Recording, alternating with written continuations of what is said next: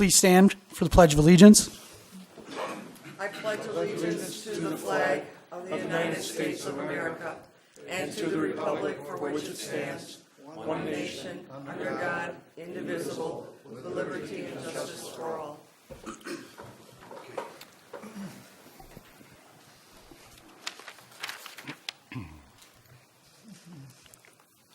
Roll call shows that everyone is here tonight, Except for the city manager. except for Lynn Ladner, the city manager. Now, do we need to excuse that? Okay.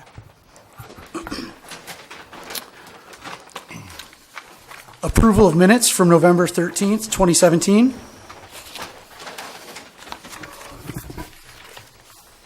I'll make the motion to approve. I'll second. I have one at the base of page 6. It's in the very last line. If you could just add, and it's actually Grady, not Greedy, but Ann Grady, comma, the Chief of Equalization of Oakland County, comma. Thank you. I'll move as amended. Still support as amended.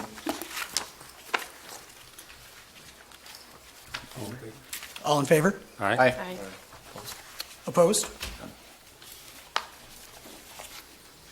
Approval of bills. None on the second meeting. I'm sorry, Glenn, did you say? There's none on the second meeting. Those are the first meetings. Approval of the agenda.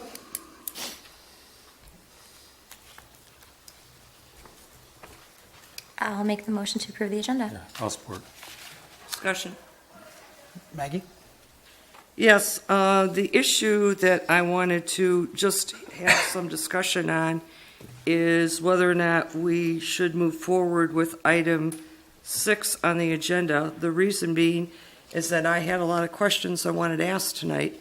And if the individual's not here in order to ask those questions, I don't know if this is going to be a productive meeting or not. I had a lot of questions. I don't believe she was intended to be in the meeting. No, it was always intended that it relates to a personnel matter. The employee would not be included in the closed session. Oh, I misunderstood that then. Okay, I thought she was going to be in the meeting because I had a lot of questions. Okay. Point of information. Just for those that are new on council, a point of information is when you go, it's Robert's Rules of Order, and it's when you provide some additional information that maybe is not available to everybody, or individuals are new and they might have a little bit of interest in learning something. This particular part of the Open Meetings Act, when I was reviewing the statute, does say that a public body may meet in a closed session. It is not obligatory. And there is a 2/3 vote that is required in order to pass having this closed session. So as a point of information, I'm just letting people know that regardless of whether it's a personnel matter or not, the statute does not require a closed meeting if the votes are not there to close it. Thank you. Thank you.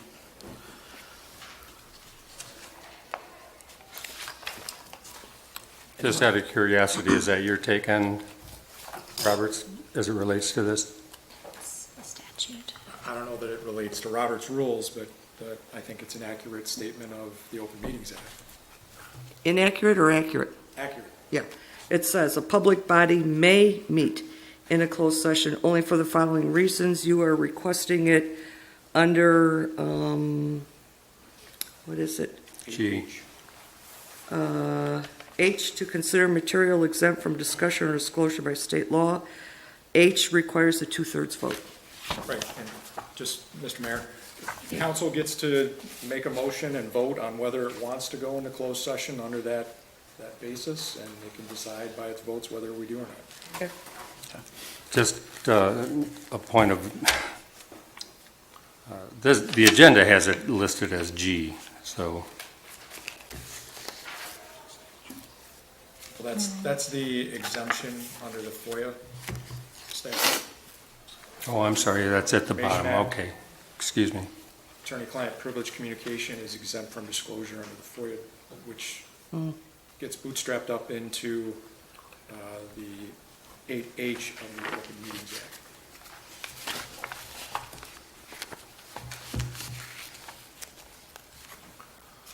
Do we have a motion? There's a motion and a second. All in favor? Aye. All opposed? At this time, if anyone has a public comment, please come up and state your name and address.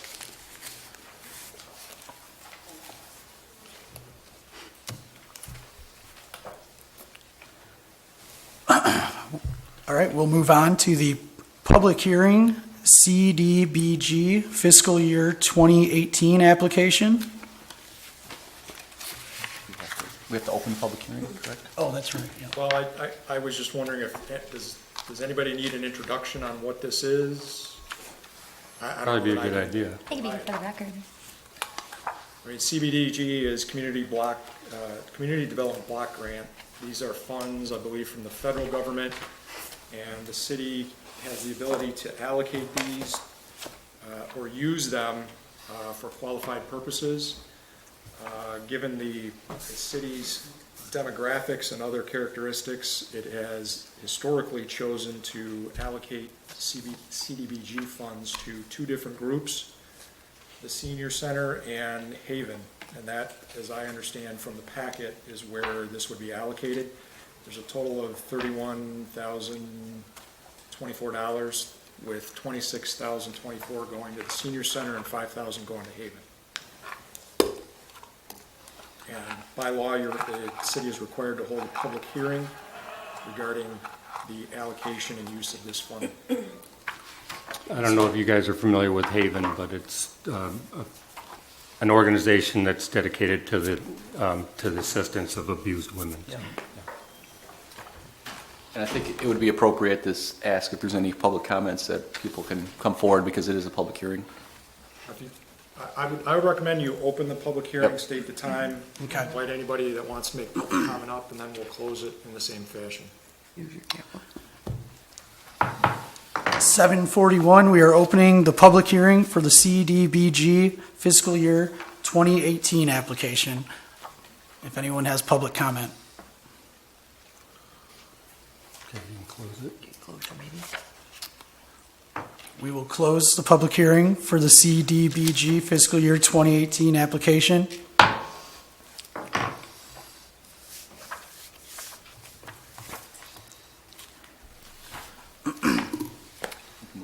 Yep, and now we'll welcome up Bob Donahue. Well, hold on, let's No, do you need a the, motion. I make Oh, a I'm motion that we sorry. approve the I'm the designated items of the South Lyon Senior Center. Mr. Mayor, if I may. Yep. Tim. I believe that the It's number allocation 5. approval is on new business item number 5. Okay, yeah, at the end of the Oh, meeting. for heaven's sakes, that's right. Okay. All right. Yeah. Okay. Downtown discussion, Bob Donahue. Thank you. Thank you. Again, the report is on your desk. Just a couple items I wanted to note. We had an extremely successful ladies' night out on Friday, November 17th. We've had a lot of great feedback from the community, businesses. All the businesses recorded record sales. According to some of the more senior businesses, the most we had in the past, participants recorded were 175, and we exceeded 600 for this event. Within the first 45 minutes, all of the 250 swag bags were handed out. An additional 300 sets of coupons were gone in another 45 minutes.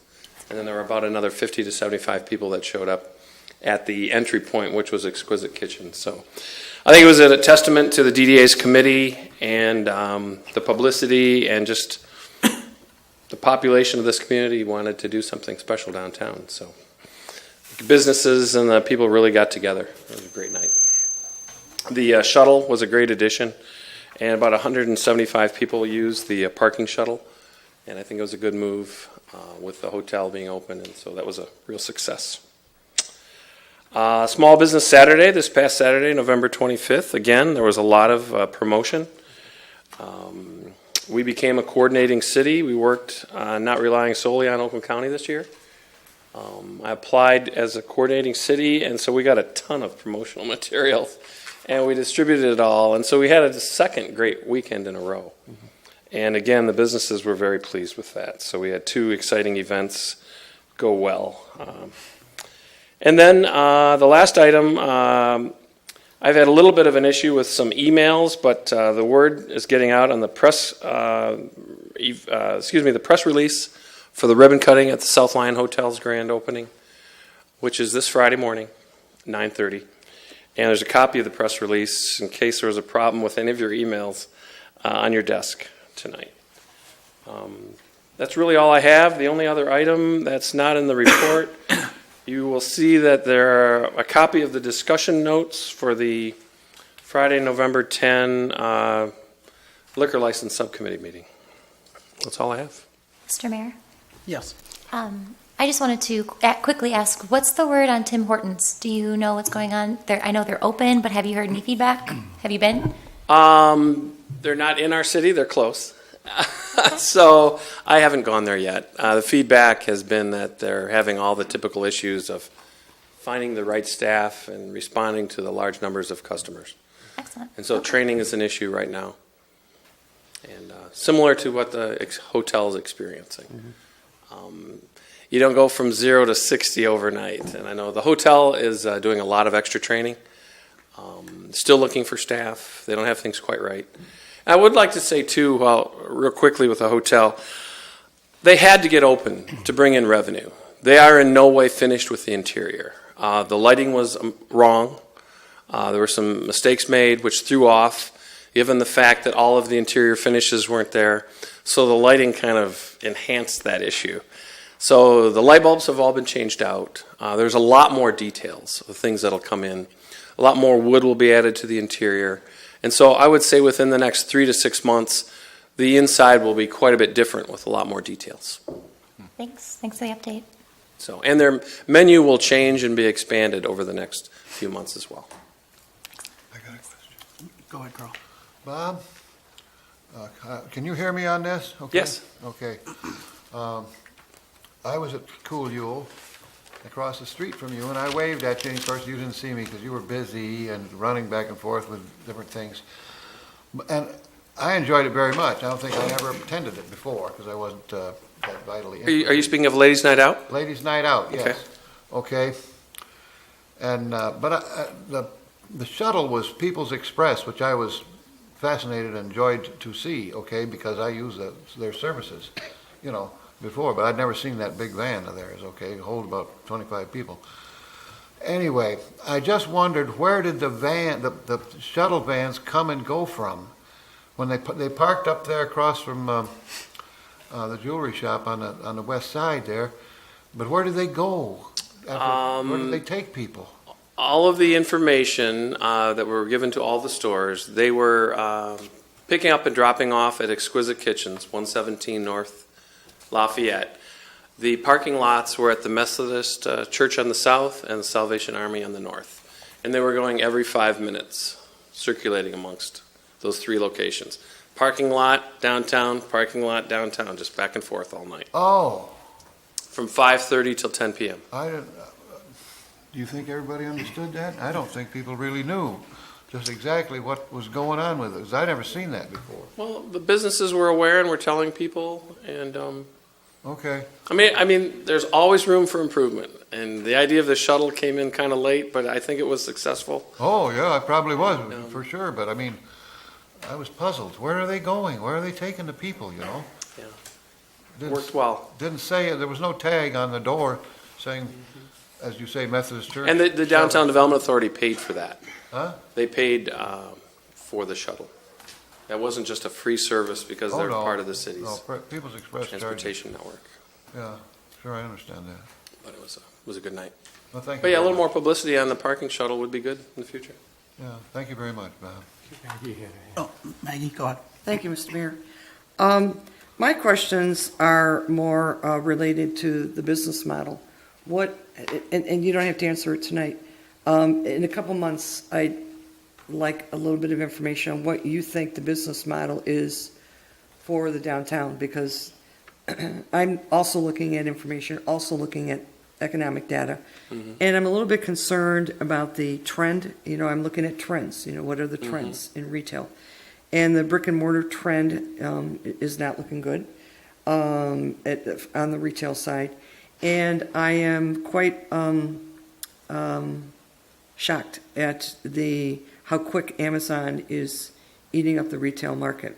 I'm not quite sure what the impact or the consequence of that is going to be on downtowns that have retails, but I wonder if some adjustment to the business model, whatever it is that you have, should be taken into consideration some of these trends. Unfortunately, I've been watching this trend for 24 months, and I was shocked at what happened this weekend. So that's why I'm curious. So this will give you some time.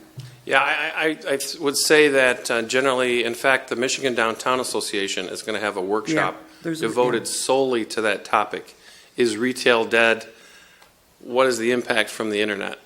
And so I think we're going to learn more. But I will tell you that experience and place in our downtowns, it's trumping Amazon for the communities that have a strong downtown with the right mix.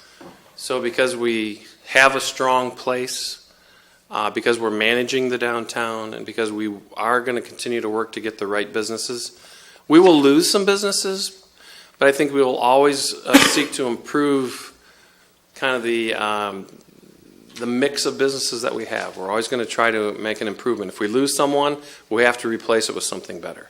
And I think we can do that. And I think the downtowns across, not just Michigan, around the country are standing up well if they're well managed. And that's an interesting point that you would say, because I think one of the things that I have come to the realization, whether it's correct or not, and I'd be interesting to listen to your perspective, is that when I look at the downtown and watched it since I've been here 20 years, to me, this is the most active I've seen it in 20 years. The activity in the downtown, the people in the downtown, the kind of stores that are there. I mean, it's a very, very, very active downtown compared to blah, blah, blah.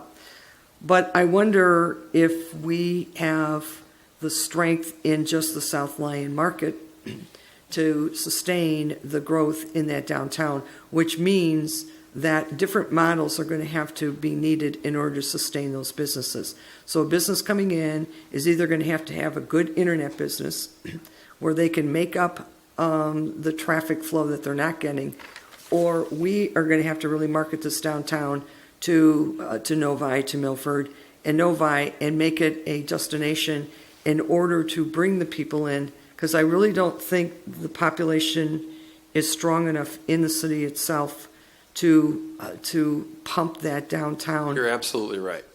I don't know if I am or not, but this is just information I'm looking at. What are your comments on that? We are looking at our market, and we're going to get an update. About a year ago, we received a market analysis for retail and restaurant from Oakland County. That was a $35,000 value. We got that for free. We're going to get that updated each year.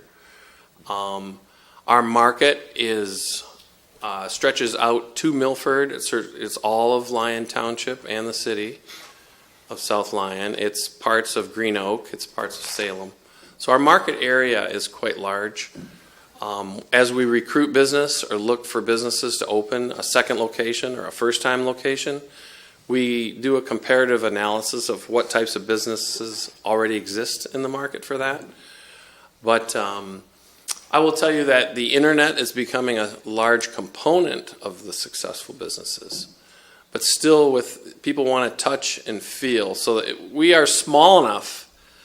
There's really an advantage to our size.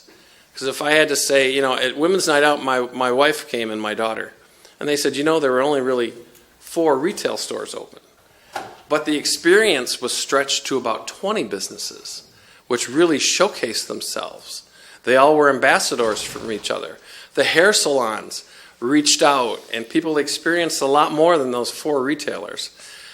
But if you looked at all the other potentials, I feel really strong that over the next 6 to 12 months, we're probably going to gain probably 2 or 4 more retail stores, have a couple offices shifting. And a lot of what I do is confidential. I think there are 2 spaces that are going to open up. And I really think we're going to score, finally, one of those restaurants that have been trying to get in here. And if not in the core downtown, within 1 block. I'm feeling pretty good. And so I think we're on the right track. I think your unanimous support is huge. I think that everyone knows that the council and the planning commission, this community is solidly behind downtown. And we're really seeing the Downtown Development Authority step up and be a real DDA. And so it's exciting. And we're relying on the county for more of those Main Street resources, and those are happening. You're doing a fabulous job. You're just doing a fabulous job. Thanks. I It's a just team want, thing. I mean, I hate to say it, but I just wonder where we would be if you had been here. Well, there more people can rent the chair I'm in, but But you're doing. but it's fun because there's progress being made, and because it's a team thing, and it's great working with the DDA, and the committees are really stepping up. It's more than one person. It's exciting. Thank you. Thank you, Mr. Mayor. Can I ask a quick Go ahead. question? Oh. Oh, I'm sorry. Yeah, just a second. First off, Amazon has a very difficult time competing with restaurants. It's hard to eat over the internet, so we do have the advantage with that. And secondly, I wanted to ask you, have you gotten any feedback or any impressions from some of the business people downtown about the impact of the no trucks turning at the Four Corners? Rave reviews. Yeah, good. In fact, I'm glad they recognize I what think it's there's about. been a lot of compliments to the police department. I don't know if Lloyd hears enough of that. He needs to hear it more. The businesses are very pleased with the enforcement. And it's not going to happen 100% compliance overnight. But we're probably at 75, 80%, my perspective is. And so Lloyd's got a great system. And so I think we'll even knock those numbers down. So, no, it's been well received. People love it. Well, good. I'm glad that it's being recognized for what it is. So People with families, I know I've seen in different stores, it's been, people with children really like it too. And just lastly, I think it would have been very helpful to have you here a lot longer ago, but I don't think the impact would have been anywhere near as profound as what it's been recently, because the market has changed. The densities of population around us are substantially higher than they had been. So that would have still been a very difficult. I'm well aware that uphill this battle. is the right point in time. Right. And we are all blessed. I'm blessed to be in this community. No, this is ideal. Right. And the issues of population and development are good issues for downtown and economic development. Sure. There are other social issues that we don't have to worry about in our downtown. Thanks, Rose, for holding up that. Thank you. Just a quick question. I want to clarify the downtown district or the core district. What do you consider that? The Downtown Development Authority boundary, the DDA district, is quite small and compared. I would say, looking back now, it was good to be conservative. That's one way to look at it. Unfortunately, we don't have as large of an area with as much revenue as many other communities. Given the issues in Lansing, we're probably in the right position to be in. So a small DDA district now is comprised of everything from all the property that faces Lafayette Street, from Reynolds Suite north all the way to the railroad tracks. And there are some back properties, not many. I would say you have additional properties on, obviously, Lake Street. You've got some additional properties on Whipple Street. But pretty much it's just basically the frontage properties. Have we ever looked in or considered expanding that a little bit to our main thoroughfare?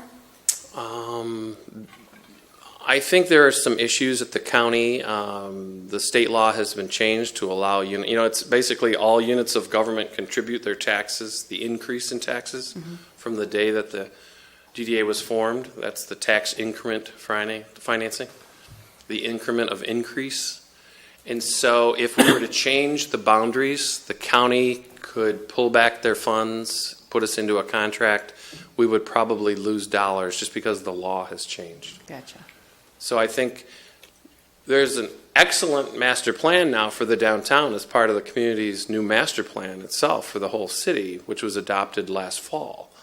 I think we'll see the growth. I think we'll see so much growth in the downtown that the DDA will be giving back. And I would advocate that the DDA in the next 3 to 10 year span will be giving back money to the general fund and negotiating how much money is really needed for the DDA to effectively operate. It needs a lot more funds than it has now, but I think the future for this community, there'll be significant general fund revenue from that strong core. Because that master plan, our goal is, right now we're selling it every day, and believe it or not, in the next year or two, we're going to see some major developments. Okay, thank you. If I could just add a point of information that we had looked in, historically, we had kind of reviewed it and looked at trying to broaden our border a little bit, but in spite of, or actually before the change that Bob had mentioned, we enjoy the fact that we have no sunset on our DDA right now, where now anything that had taken place after we had done ours had a sunset, so it would live for, I forgot what it was, 30 years or something like that? Yeah, I mean, there's a lack of understanding by the county government and the state government that downtowns are never finished. It's like the Mackinac Bridge. Right. That crew, it's a ping pong match. They go to one end and they go back and forth. Right. And so downtowns will never be finished. They're a living organism. So they have to be constantly managed. So the emphasis is off capital improvements to full-scale management. So that's why those 30-year sunsets of any kind are not good. Mm-hmm. Well, and we don't have a sunset, so we're in an advantaged position at least, so. Thanks, Bob. Great job. Thank you. Consider restrictive covenant request for 128 South Lafayette. Mr. Mayor and Council, I can address, at least introduce this. So I think it was late October, possibly, we brought this to council to ask whether you wanted to hear a presentation about the restrictive covenant. This is the city-owned parking lot in downtown, and I believe we have a representative from Arcadis. Yes, correct? There's quite a bit of material in the packet that explains what's going on, and did you want to make any type of presentation? Sure. And we also have the city engineer and Joe Butler from ASTI Environmental, who are both consultants retained on behalf of the city. All right. Hello, I'm Troy Sclafani. I'm a principal in charge with Arcadis. We're the engineering and consulting firm out of Novi, working on the former Amoco site. The site has a long history. I know some of you are probably aware. There's a release going back to the 80s and 90s, and then extensive history of cleanup activities, corrective actions, site investigations, sampling and analysis. The USTs were removed and some contaminated soil was excavated. There were multiple rounds of investigation and testing. In 2009, I became involved in the project with Arcadis. We did additional testing and analysis. There's a feasibility study that was prepared looking at additional remedial alternatives for the site, what else could be done to further reduce the contaminant levels and get the site to regulatory closure. In 2013, we engaged the MDEQ in discussion of the closure requirements, presented all the data. We tried to get the DEQ to accept reliance on existing institutional controls for MDEQ approved closure. There's the due care provisions under the Michigan statute where property owners are required to act with due care in managing contaminated properties. So that's not exacerbating the extent of contamination, not contributing to unacceptable exposures, things of that nature. And then also the city ordinance regarding restriction on groundwater wells and use of municipal water supply. So the DEQ reviewed our information and determined that while those existing controls are good, they would not allow them in terms of granting closure of the site under the Part 213 statute. And that's pretty typical of the DEQ. They require a restrictive covenant be filed for a contaminated property, and in their view that's a step above and beyond any laws or ordinances that might be in place, even though laws and ordinances are enforceable. The DEQ's position is that a restrictive covenant runs with the property deed. It's clear and concise, and any future owner of the property is notified of the conditions of the property and any requirements in managing the property. So again, in 2013 timeframe, we started discussions with Tim and the city about getting the restrictive covenant in place. We drafted a closure report for the city's review that documented all the testing and analysis, and there's a lot of detail that goes behind this. I recognize some people may not have all the details at this point, but there's a draft closure report that summarizes all of the histories of investigation and corrective action, figures that detail the extent of the remaining impacts at the site. Ultimately, more than 100 soil samples have been collected, 27 monitoring wells have been installed. What's left at the site is residual. It's naturally attenuating. There's not much else that we can do about it other than try to get a deed restriction in place that will just make sure that the property is used in the future in a manner that's consistent with its conditions. Again, the levels of impacts are relatively low. It's, the release was in the 80s, and petroleum naturally biodegrades in the environment, so it will continue to do that. That was our determination, and I understand that the city's consultant reviewed that analysis and made the same determination. So at this point, there's really no unacceptable risks to the property. It's used as a parking lot. It can be safely developed for a variety of purposes. The restrictive covenant will certainly help. It's a good tool to use to ensure compliance with the due care requirements, make sure that any future buyers of the property or developers of the property understand the conditions of the site, what protections are necessary to prevent unacceptable exposures in any type of redevelopment scenario. That's really the only issue that's remaining in terms of getting the site closed. The restrictive covenant is not a liability transfer. I know that's at times those questions come up and folks are concerned about it. We've discussed with BP, and BP has drafted an assurance letter that we've provided to other municipalities and other private landowners that acknowledges BP's responsibilities as the responsible party for the environmental release at the site. There's indemnification and hold harmless language in that assurance letter as well, and I'm confident that if you ask the DEQ who's responsible for the contamination, they would tell you that it's BP Amoco. So the restrictive covenant doesn't transfer any liability to the property owner other than the due care requirements that already exist for owners of impacted properties. The property is ultimately more marketable. You've got, with a restrictive covenant, you've got an MDEQ approved closure. We can't get the DEQ's approval without a restrictive covenant. It's kind of a chicken or egg kind of thing, but they've said that that's the remaining step that needs to be done, and with that, the DEQ can review and approve of our closure report. So you'll have the state environmental agency's approval. You'll have more confidence and more certainty in the conditions of the property. That makes it more developable, more marketable,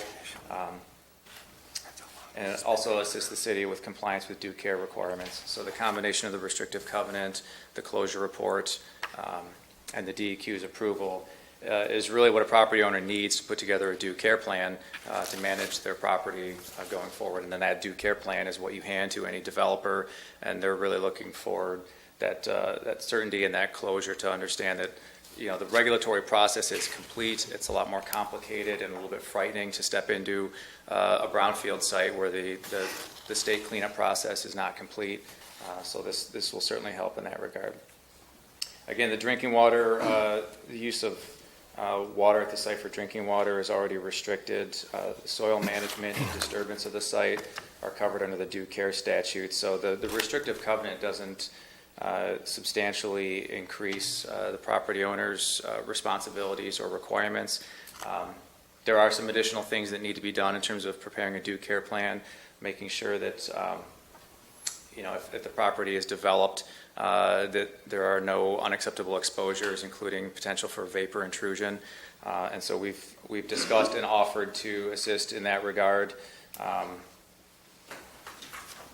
At this point, we're looking for the city's approval to sign and record a deed restriction that will be attached to the property deed and ultimately allow the site to be closed through the DEQ. And I'm here to answer any questions and help in any way that I can. Joe? Yes. Go ahead. Oh, thank you. Sorry, go ahead. I didn't catch your first name. I apologize. Troy Sclafani. Troy, my question is, so you're from Arcadis, correct? Yes. So what is the relationship between Arcadis and BP Amoco? Did they hire you? Yes. Yeah, we're BP's contractor. So we're an environmental engineering and consulting firm, and we are under contract with BP to get their environmental sites closed. Okay, so ultimately they would pay the checks to you to facilitate any closure, and it would originate from BP, correct? That's correct, yeah. Okay, so my question is, thank you for clarifying that. When did this go back? When did these discussions start? And maybe Tim, you could help me. I know it's 2014, but probably earlier than that, correct? I believe the furthest back I've seen is early 2012. 2012. Okay, so say five plus years. Tim, would it be safe to say that if we were to approve this, there would be some risk for the city? Maybe not a large, but there would be some risk in place from the city. I think it depends on how you define risk. There are some obligations that come with the restrictive covenant. Okay. I think most of those obligations are consistent with the restrictions that are already existing under law with respect to due care and the handling of and the management of the property. I think there's a number of issues that I think the restrictive covenant language should be reviewed and finalized. I think the assurance letter, we've not seen a tailored assurance letter from Arcadis on behalf of Amoco. The Arcadis through Amoco has offered to compensate the city for whether it's the vapor intrusion, design, or some other component. And then I think we need to clarify whether in some type of document that if approved, those monitoring wells would come out. That's correct. Is there anything else that comes out? No, there's nothing left there that I know of other than 20-some monitoring wells, and they can't be removed until the city until the state determines that they're no longer necessary. So once the closure report is approved by the DEQ, then we abandon the wells and we submit the abandonment records to the state, and then the regulatory process is done. Okay. Who would be overseeing this whole process would we have to put city workers to work with you to remove these wells? You don't have to, no. Tim, would you recommend we do that? this pretty routinely. I would think you'd want somebody on behalf of the city to at least monitor and possibly inspect at some point. So the reason, Whether that's sorry. HRC or ASTI. I just want to point out, Joe Butler from ASTI is an environmental consultant that the city has retained to deal with this particular matter. He's back here, and Mike Darga from HRC is also here to answer any questions that might relate to this property and the proposed RC and how it might impact the city's obligations and rights. So the reason why I'm asking these questions and the thing that stood out was that there is going to be some sort of, I don't know if the term is risk. I do think there will be some liability to the city depending on how large or small that is. But at the very least, we will have to spend some resources, be it our city attorney, our engineer, city workers, and some time, and not just money, but energy and time. And with that being said, the reason why I asked about how you represent BP is because the thing that stood out to me most in my packet was that it says that Arcadis would be willing to compensate the city $15,000 for a signed RC, restrictive covenant, that resulted in regulatory closure. So when I think of BP, I think of a multi-billion-dollar company who has a lot of cash to pay out lawsuits and pay out oil company, pay out just whatever it is. And when I see the price tag of $15,000, I'm thinking, hey, where's the rest? So I'm kind of curious how that number came to be, especially when we have to spend significant resources and time. And where's the better offer, I guess? Okay, well, the first part of that question is how was the number derived? You know, there's a variety of ways that you can look at, you know, making equitable determinations on what these costs are. You know, we tend to, being a science and engineering firm, we take a science and engineering approach to it. Ultimately, sometimes these issues aren't science and engineering, they're emotional. But the reality is that the costs that would be incurred in dealing with this issue are probably not the costs, not in line with the number that you're thinking of. You know, if we were going to compensate the city engineer to oversee us abandoning monitoring wells for a day, you know, that's not a lot of money. If we were to compensate the city for review, legal fees, and engineering firm fees for review and opinion on our documents, that's really not a whole lot of money either. If we're going to talk about installing a vapor barrier on a hypothetical future building development on the property, I mean, that's a couple few $1,000s. It's usually a de minimis line item in a construction budget. If some amount of soil needed to be removed, hauling soil to a landfill is also not that expensive. So at the end of the day, is there a better number than 15,000? Maybe. It's not tremendously higher than that, and if we can come to agreement on how to determine that number, we're certainly willing to be flexible. If there's a better way to come about it than what we've proposed, we're certainly willing to discuss that with the city. At the end of the day, you're dealing with Arcadis, you're not dealing with BP. The terms of our contract with BP is confidential, but the reality is Arcadis is offering to compensate the city. We've done this in a lot of other municipalities. We've done this with private landowners. We've calculated the value of a restrictive covenant many times over, and the reality is it's you know, in the range of tens of thousands of dollars. So this is a really small property. There's not a whole lot really to be done out there, and we're certainly willing to work with you on what the possibilities are and how we can resolve any costs or burden that you feel that the city is under here. Mm-hmm. Yeah, I mean, I'd like to see some numbers, how we came to that being. I mean, obviously we have something that you have, and I'm not going to just turn over on the first offer at $15,000 without seeing numbers and figures and perhaps even what other cities have received. And I got to think that, again, your contract is obviously confidential, but I got to think that there's some sort of relationship with BP where that has a factor as to how much money is being paid. But yeah, that's my comments for now. I'd like to see a little breakdown how we got to those $15,000 in order to give me a fair analysis. Have it like you said, not an emotional discussion, maybe a data-driven discussion. But certainly, just in general, I'm never going to approve the first pitch. That's just my nature. Thank you. Well, I think that we can work something out. I mean, we certainly don't need to be doing any out of pocket to make the transition. I can't imagine that you guys are going to be unreasonable, but if there's costs that were unforecasted, that you guys would end up making us whole, and we can make arrangements in language to account for that. So I don't know that this isn't going to be a revenue generator for us. We just want to not be paying for you guys fixing something that you created. When we initially started, we paid $10,000 for the MUSTFA fund to remediate this site.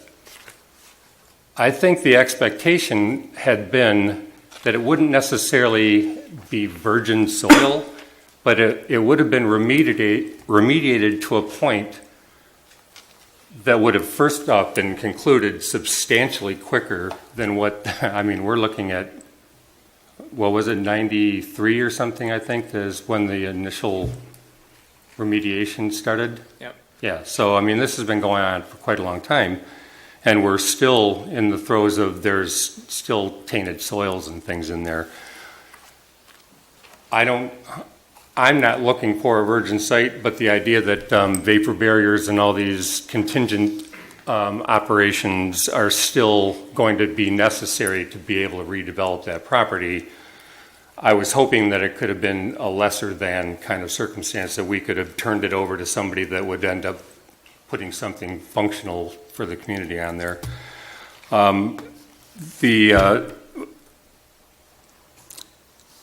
the due care, see, I mean, we've got stuff here, when you pull out these wells, how does that not create a vulnerability for exacerbation of transmission into some further site beyond what the footprint is now?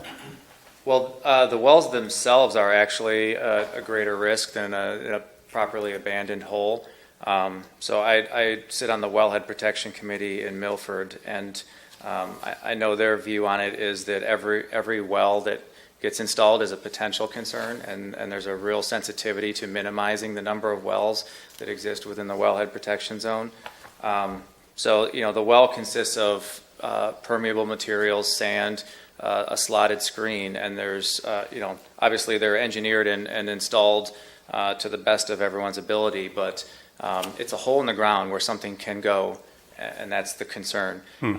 When you And a path for transmission, yeah. Right, yeah. So when you properly abandon a well, you grout it or seal it with hydrated bentonite, an impermeable material. So the void in the ground is replaced with an impermeable material. So a properly abandoned well is less of an environmental risk than an open borehole or an open well. Okay, thanks. The next concern that I have is at the end of this, kind of a little synopsis on the declaration of restricted covenant for restricted residential corrective action. The last paragraph before it goes into definitions, or the last sentence, the adequacy of the corrective action undertaken pursuant to the CR may not have been reviewed by DEQ. Well, that seems like it should have been a pretty important aspect of finding out if you're on the right path to a solution here. Isn't that kind of standard practice, or no? It is standard practice. I can tell you, I've worked on 54 of these just in Michigan alone, and the DEQ, at this point in the DEQ's lifespan, they review just about everything. Their protocols specify that they're to do a district level peer review. In particular, anything that involves institutional controls is going to go before. They have specialty, what they call technical and program support groups, TAPS groups, that are, essentially they're governmental experts in each discipline. So this site involves institutional controls in the way of the restrictive covenant, the ones proposed for the city property, and the one that AT&T has already signed next door.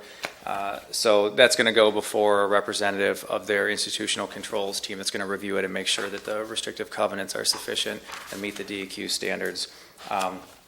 There's some residual NAPL below the water table at a depth below where the original tanks set. And that as well as it's going to trigger a review from the NAPL team. And again, that's the non-aqueous liquid, the residual oil that's trapped in the soil below the water table. They're going to take a look at that as well. So with potential of excavating? No, they're going to take a look at our level of assessment and do a detailed agency review and make sure that they agree with what Arcadis has surmised Your about quantification. Yeah. Things, yeah, all right. So. I understand the question that, this is a boilerplate document from the DEQ, and the DEQ has those disclaimers in here. The statute allows sites to be closed without the DEQ's review. And that was an amendment, I think, in 2012. People were tired of things just sitting at the DEQ for 6 months to years at a time without them taking any action. Mm-hmm. So the statute was actually revised. It gives the DEQ 6 months to review something. If they don't review it, it becomes statutorily approved. So you can get a statutory approval of a closure if the DEQ fails to act on it. Now, like I said, something like this, where it's in the middle of a wellhead protection area, is another hot button that's going to trigger it. So I'm pretty confident that the DEQ is going to review this. We've already put it in front of them once a few years ago and had a detailed discussion with the project manager and their institutional control representative.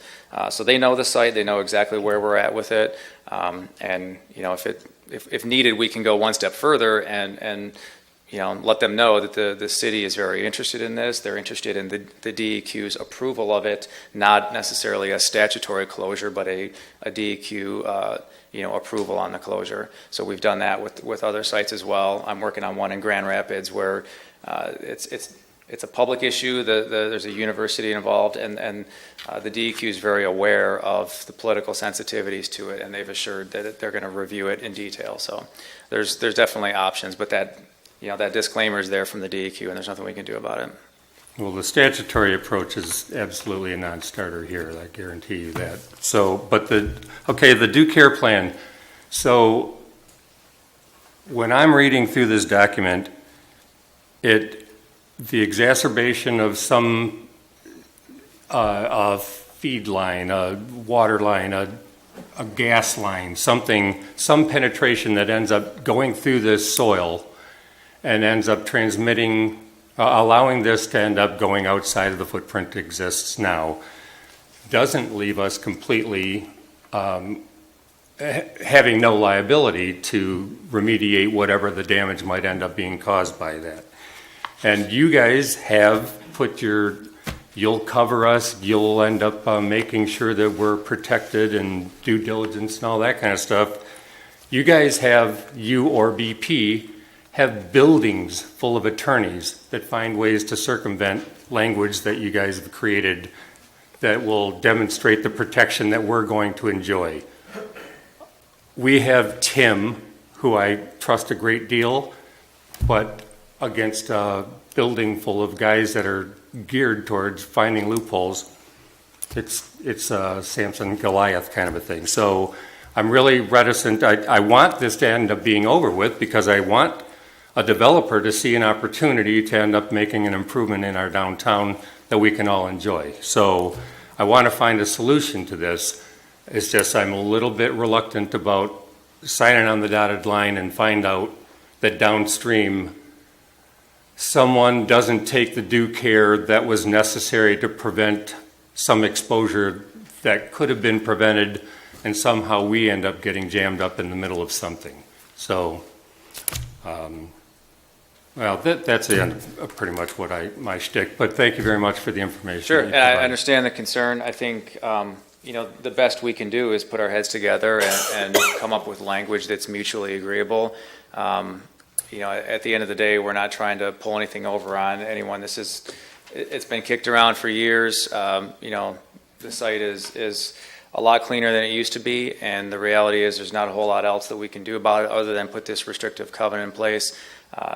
We feel, and the DEQ feel, that the restrictive covenant is an added level of protection. It's going to facilitate the property owner's compliance with due care and help ensure that you don't have those oops moments that come up. And well, it still might end up having an oops moment, but it won't go without whoever's redeveloping that's notice that does have that encumbrance on the deed.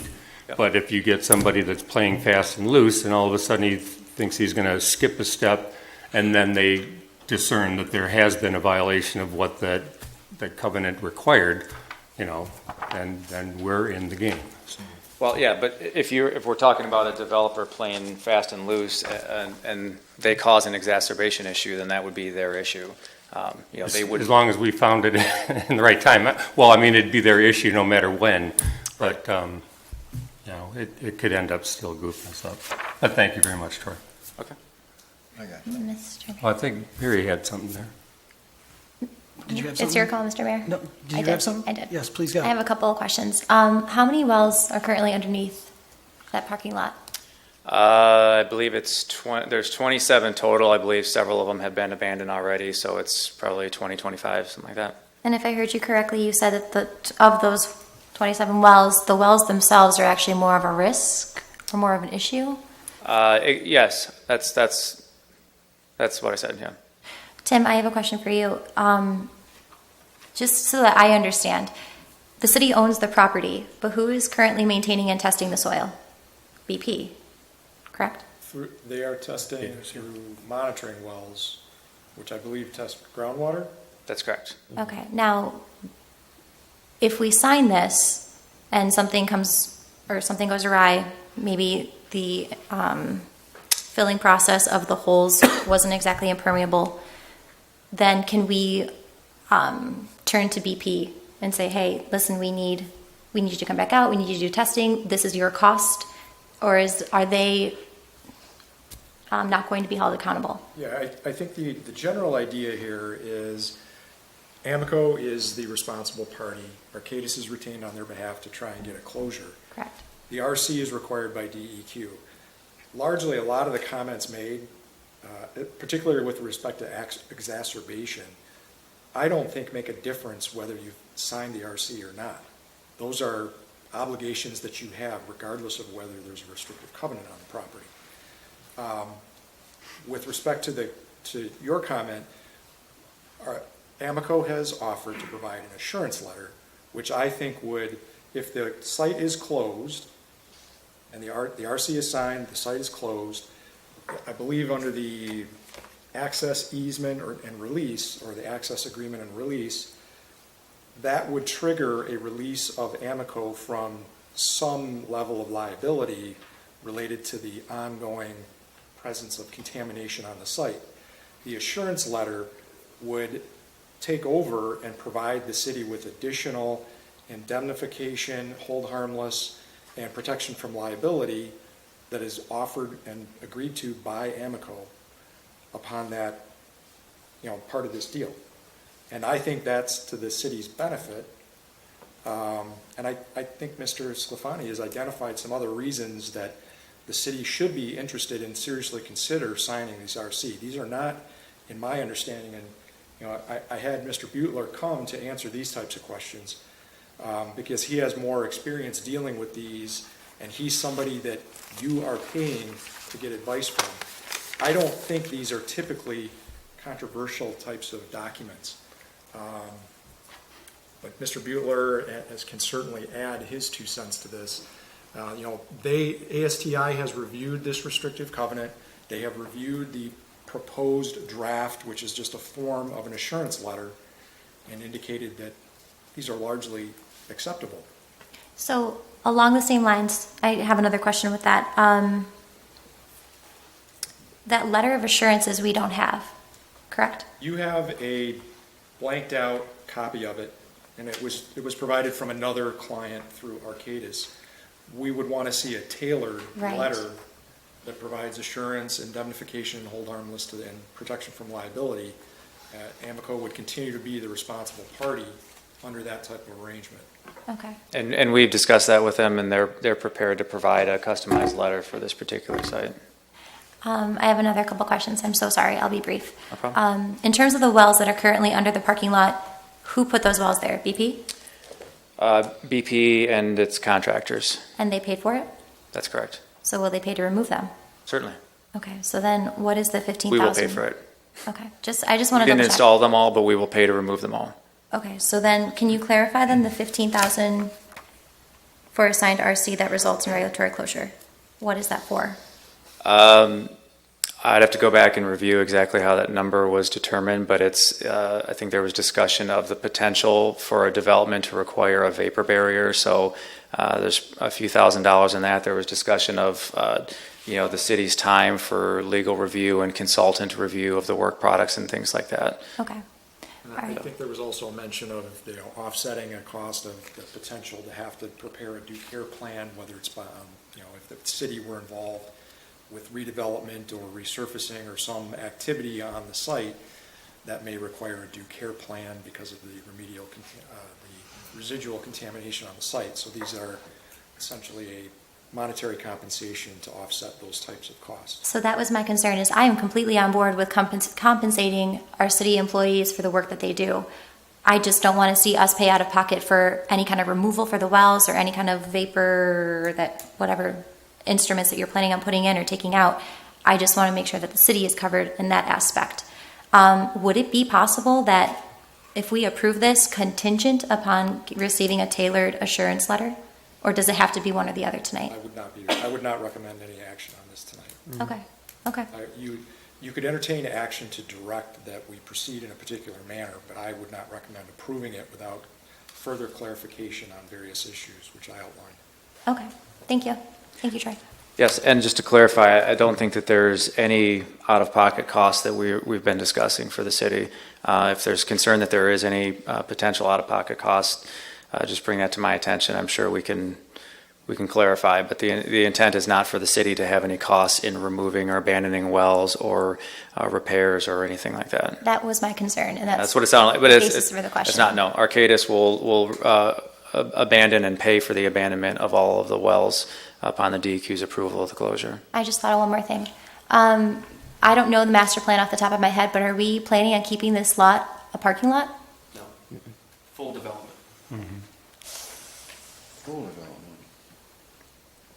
And the area is still, technically, it's contaminated still. It is, but it's a lot easier to develop a closed MDEQ-approved brownfield site than it is with an unapproved, unclosed release. Okay, thank you. Joe, would you want to address I did review the fact sheet from Arcadis, the difference between residential and non-residential criteria or commercial criteria? Yeah, so the non-residential criteria is typically less restrictive than residential criteria. And it's my understanding that the levels that are there, they're below, I think it's the residential drinking water and GSI, RBSLs, is that correct? They exceed the residential drinking water. Yeah, they exceed, that's right, they exceed those.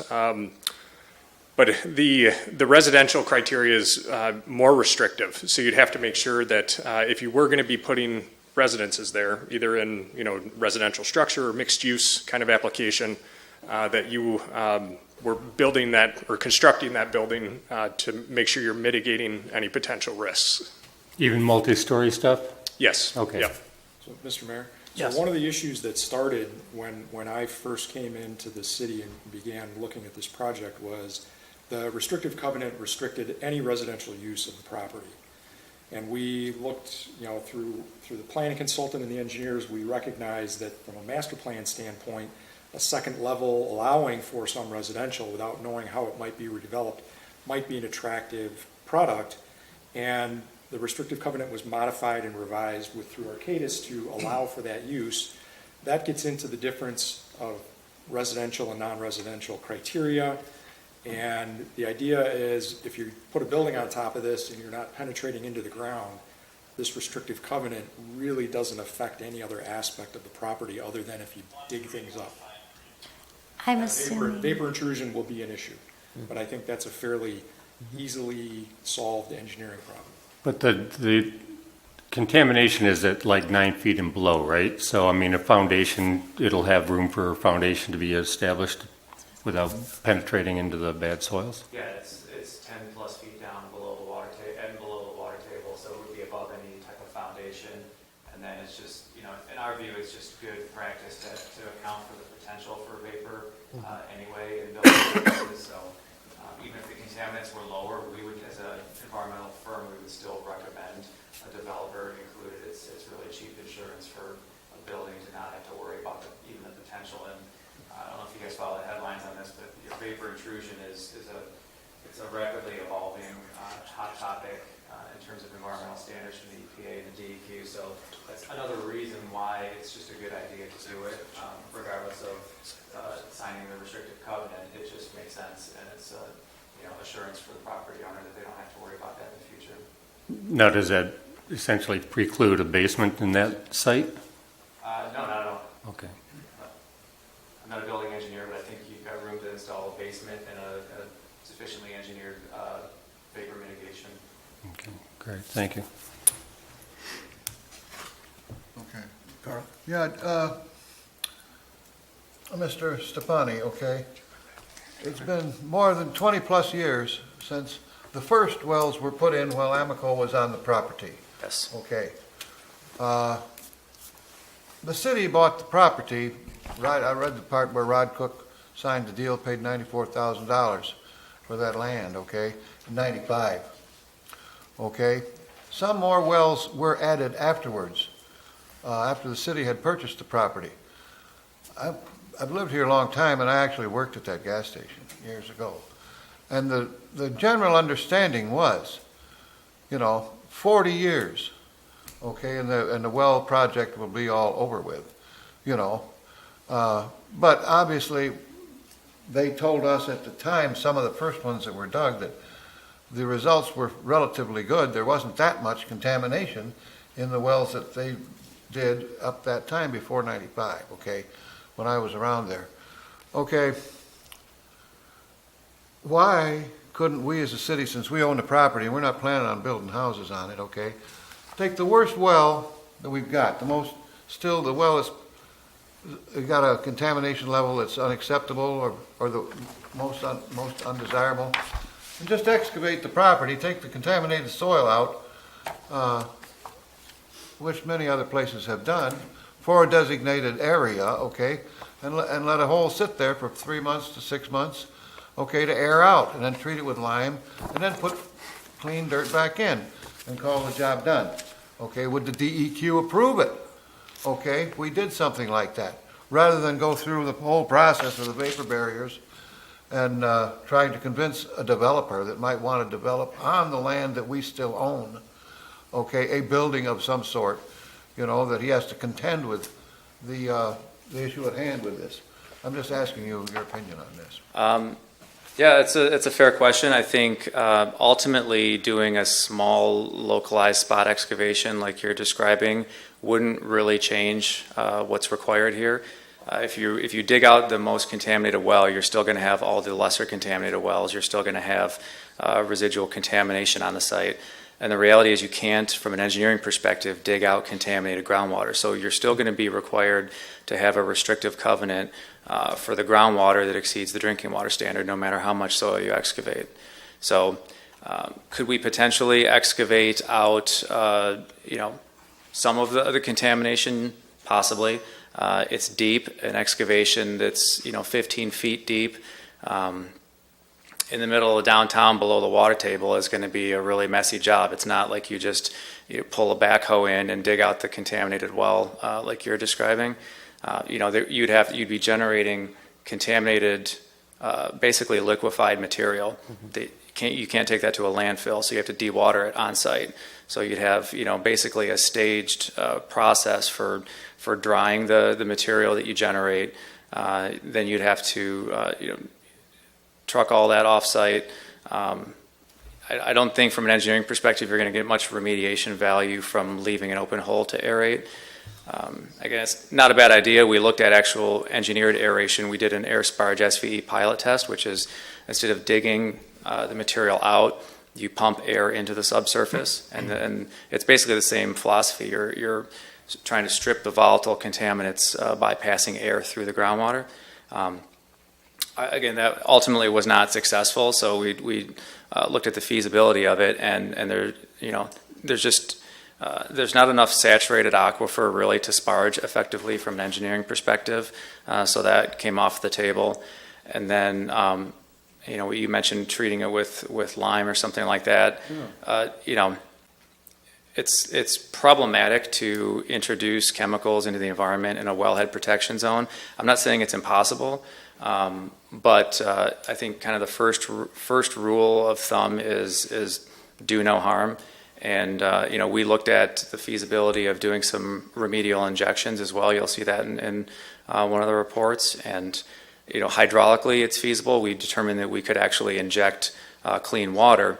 The problem then becomes, what do you inject to treat the contaminants? Some natural compounds potentially could be approvable. Any type of chemical, there would be engineering concerns, there would be environmental concerns. The reality is the data demonstrates that the residual contamination where it currently is in the environment doesn't represent an unacceptable risk, and the last thing we would want to do is put something into the environment that may cause a risk when one isn't there already. So I think there's a lot in your question, and I'd be happy to discuss it further, but the reality is it's not as simple as the scenario that you described. Mr. Mayor?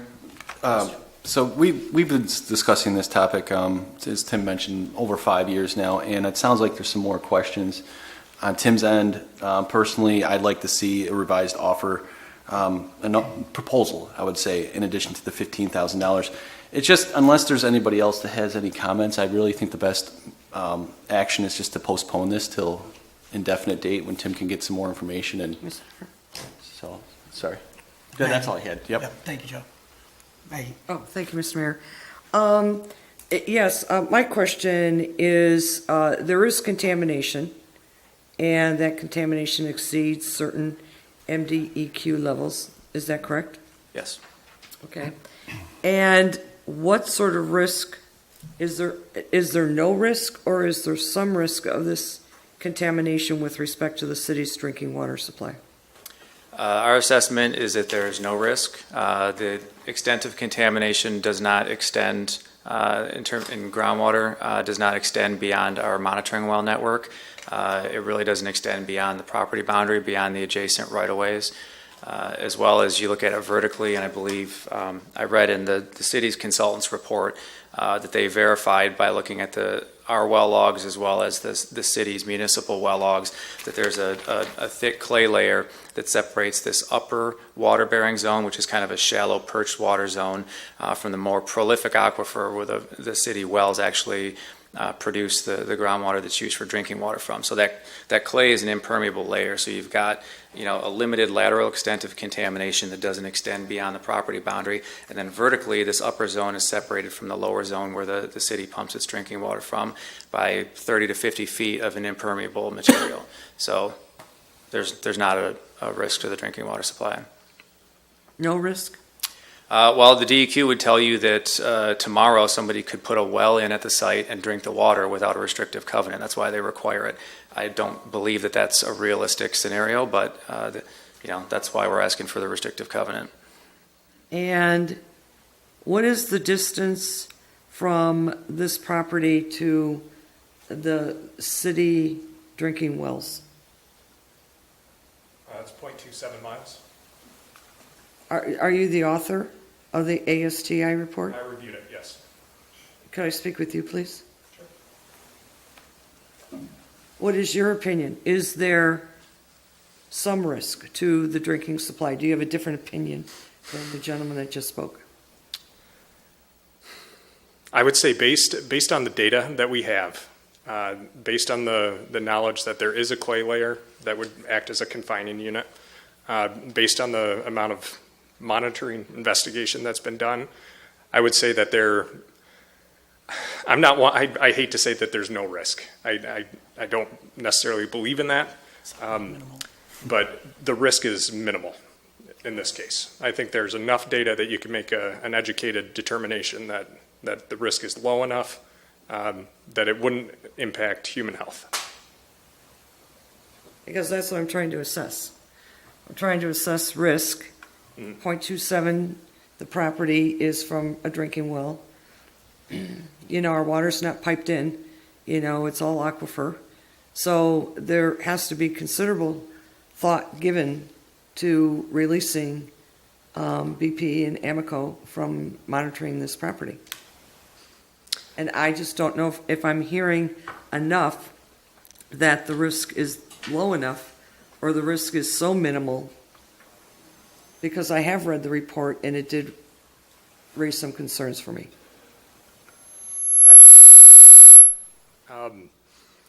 But it's my understanding that the DEQ will also be involved in this process and will have to review the closure reports. They will have to review the data. And really, it's ultimately their decision to close this site. So if they have concerns, if they think the risk is too great, then it's within their purview to not close it and request additional information or investigation. I don't have a lot of confidence in the state right now when it comes to water supply. I really don't. I can appreciate that. I have no confidence in the state of Michigan with respect to analyzing or protecting public health when it comes to water. Mr. Mayor? Tim? If I could just clarify too, so the DEQ's approval of the closure allows the wells to be abandoned and I guess releases BP from continued monitoring of the wells, but there's not really a release of liability from BP Amoco as the responsible party for the release and the contamination in place. So I think you can be confident that if there was a problem with BP's contamination at some point in the future, the DEQ would let BP know about it and continue to enforce the requirements of the state of Michigan on the responsible party. So a closure report approval releases the ongoing monitoring requirements, but it doesn't release them free and clear from the contamination in the environment. They're still a responsible party for that, until it's no longer present.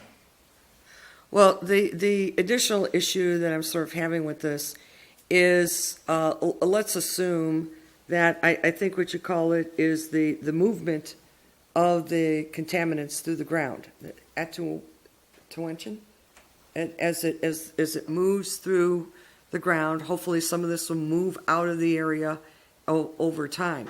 But let's take the scenario where the contamination, for whatever reason, moves towards our aquifer, and we now have some contamination in our water supply. I don't know how we would respond to that. So I'm looking at the worst case scenario. If we're going to let you off at some point, then where is our strategic plan for the worst case scenario? And when do you come in? You're not going to come in the night that you get a phone call and say, hey, we've detected some contamination in our water, and we believe that it's coming from this site. I mean, we'll be lucky to see you guys in 12 months. You know, I mean, I just don't think you're going to be here right away. So we're going to have to deal with something maybe down the line. That's why I'm asking what the risk is. Because if there's any risk that this aquifer could be contaminated at some point, then how does the city deal with that risk? How do we plan for that? Mr. Mayor? Tim? So I want to make sure that the analysis, the risk starting from the presumption that there is some risk to the city's drinking water aquifer because of the residual contamination in the ground, is the risk increased or decreased with the approval of the RC? Well, I think the risk is decreased. I think that the restrictive covenant is there to notify property owners of the requirements. And so, you're going to limit the installation of additional wells. Putting a well in, we talked about, the clay confining layer. So, to the point that was made just a minute ago about the contaminants moving through the environment, they're actually not moving, and that's to our advantage at this point. It's stuck on site, and that's exactly where we want it. We want it not transporting down gradient, and we want it not transporting vertically in the aquifer. We want it sitting right where it is, and that's what it's been doing, and that's why you don't see the contamination in the wells on the other side of the road. Now, I think it's a matter of public record that there are other leaking underground storage tank sites in the city limits, and there's actually another one closer to the city well supply than the site that we're talking about here today. But at the end of the day, I think the restrictive covenant is an added level of protection. So we've got a stable plume that's naturally attenuating in place and not moving. That's exactly what we wanted to do. Any penetrations into the subsurface have the potential to agitate that. So you want to make sure that you limit those. They're done in a controlled way. They're done by qualified people that know what they're doing, whether that's installing wells, digging trenches, or whatnot. So I think the restrictive covenant ultimately reduces the risk to the environment, to the drinking water supply. And I think there's clarification between the contamination and its risk. The restrictive covenant is not going to change the fact that there's residual contamination in the ground. Mm-hmm. I think what the intent of the RC is to put the world on notice that this site has contamination, the nature of it, and these are the activities that you cannot engage in, or if you do, you're subject to these types of restrictions. To me, that increases the protection of the city and decreases the risk that there would be a problem. But that doesn't change the fact that the contamination exists on the property, and the restrictive covenant is not designed to do that. And I think with the assurance letter, that is an attempt to get the wells out of the ground, let this contamination stay where it is, and make sure that BP Amoco does not wiggle out from being the responsible party, and it provides the city with an opportunity to look to BP Amoco in the event that there's ever any issue with regard to the contamination on this site. Dan? Yes, go on. Mr. Braun, is that your name? Butler. Oh, Bueller, I'm sorry. This is certainly not unique to us. Have you got a lot of exposure to this type of thing in other Yes. communities? Okay. Yep. Yeah, we develop these sites. We run into this frequently. Yeah, okay. So, I mean, is there,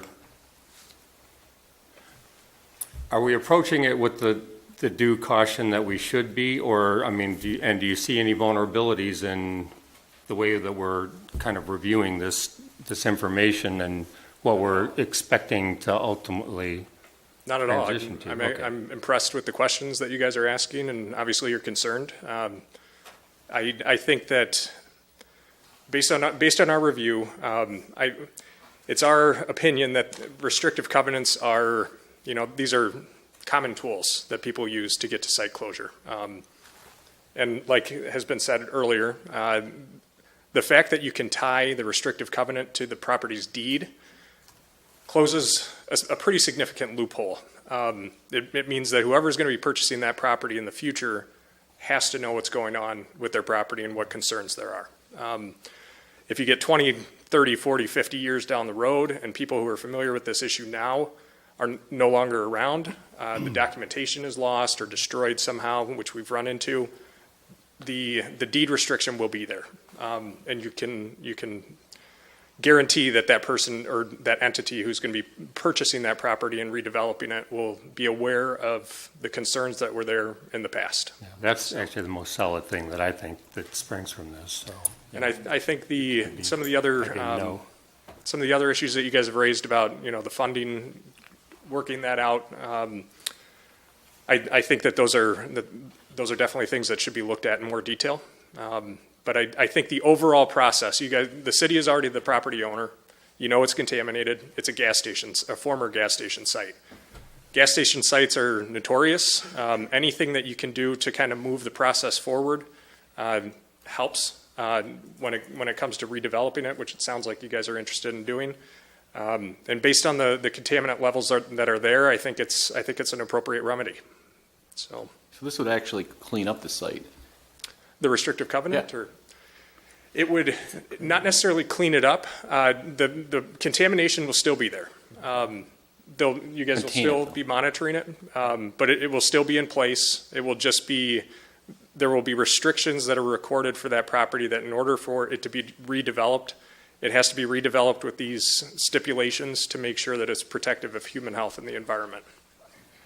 And the amenities that are in place now would be made inure so they couldn't end up spreading the contamination. So, Right. yeah. I have one more question. So the idea of a restricted covenant is to ultimately enhance the property's value, but would this be enhancing the property's value if there's restrictions for the next builder who comes along, who wants to build on this property and they have all these different obstacles that might stand in their way? It's, no. So the restrictive covenant is not, from what I've read, it doesn't go above and beyond what's already codified in law. Okay. So under the National Resource Environmental Protection Act, you're required to do certain things, due care obligations. You're required to comply with those, and basically not putting in drinking water wells when you have exceedances of drinking water criteria, not exacerbating. Those are all already in under the Natural Resource Environmental Protection Act. I'm sorry. So those things are not going to change. It's more of a tool to make sure that whoever's going to be coming in and potentially purchasing that property have to be aware that those restrictions are there. It's not like, typically what we find is that people come in when they're purchasing property, and often there's a lender involved, and the lender will require them to do due diligence. Sometimes if people are coming in and just paying cash for property, some of those things aren't necessarily done. And this is one way that you know that those restrictions are going to show up because it's on the property deed. And they have to see it because they're basically getting that deed. Mm-hmm. So it's something that's on file with the city or with the county. You guys would obviously be aware of it. And if anyone, as they're doing their due diligence, if they are submitting FOIA requests to the city or to the county, that will be something that will have to be turned over during those requests in the future. So, Great, thank you. Bob, do you have any feedback on this? Thank you for sticking around. Yes, I've worked with ASTI in the past, several projects. Worked with Oakland County Brownfield. I think ASTI's advice here tonight and is spot on. I've also talked to developers who would welcome the covenant. They're aware. They feel more protected by that. Right. The items that the Arcadia has mentioned, I think, are spot on. So I think you've got great advice from ASTI. The developers that we're talking to are sophisticated enough to know that there's no lesser value. It's not an obstacle for them. Okay, thank you. They're better with the covenant. I appreciate the input. Thank you, Bob. Thank you. Mr. Mayor? Maggie? Thank you, Mr. Mayor. I just had two more questions. Is there any way to measure the rate at which the contaminants in the ground degrade? Yes, there's a variety of tools that can be used. Statistical analysis of monitored natural attenuation is one of them. So we've looked at that. The reality of it is, they don't degrade they readily degrade, but not in a time frame that's appreciable in terms of, what we're talking about today. In order for the concentrations to reach a drinking water standard to reach 5 parts per billion from 100 parts per billion or 500 parts per billion is on the order of decades. So it's not like it's going to naturally attenuate to the point of not requiring a restrictive covenant in a time frame that's meaningful to what we're talking about in terms of reuse or redevelopment of the site. It will ultimately clean up, assuming that there's no additional source of contamination on the property, and you can mathematically look at the rate at which it's naturally attenuating because it's an organic substrate, the petroleum source and the bacteria in the soil feed on that, so you can measure the concentrations in the wells over time and extrapolate out a point in the future when you would hypothetically reach the drinking water standards. Unfortunately, it's a long time. A long time, meaning 20 years? I don't have the numbers handy, but it's decades, on the order of decades.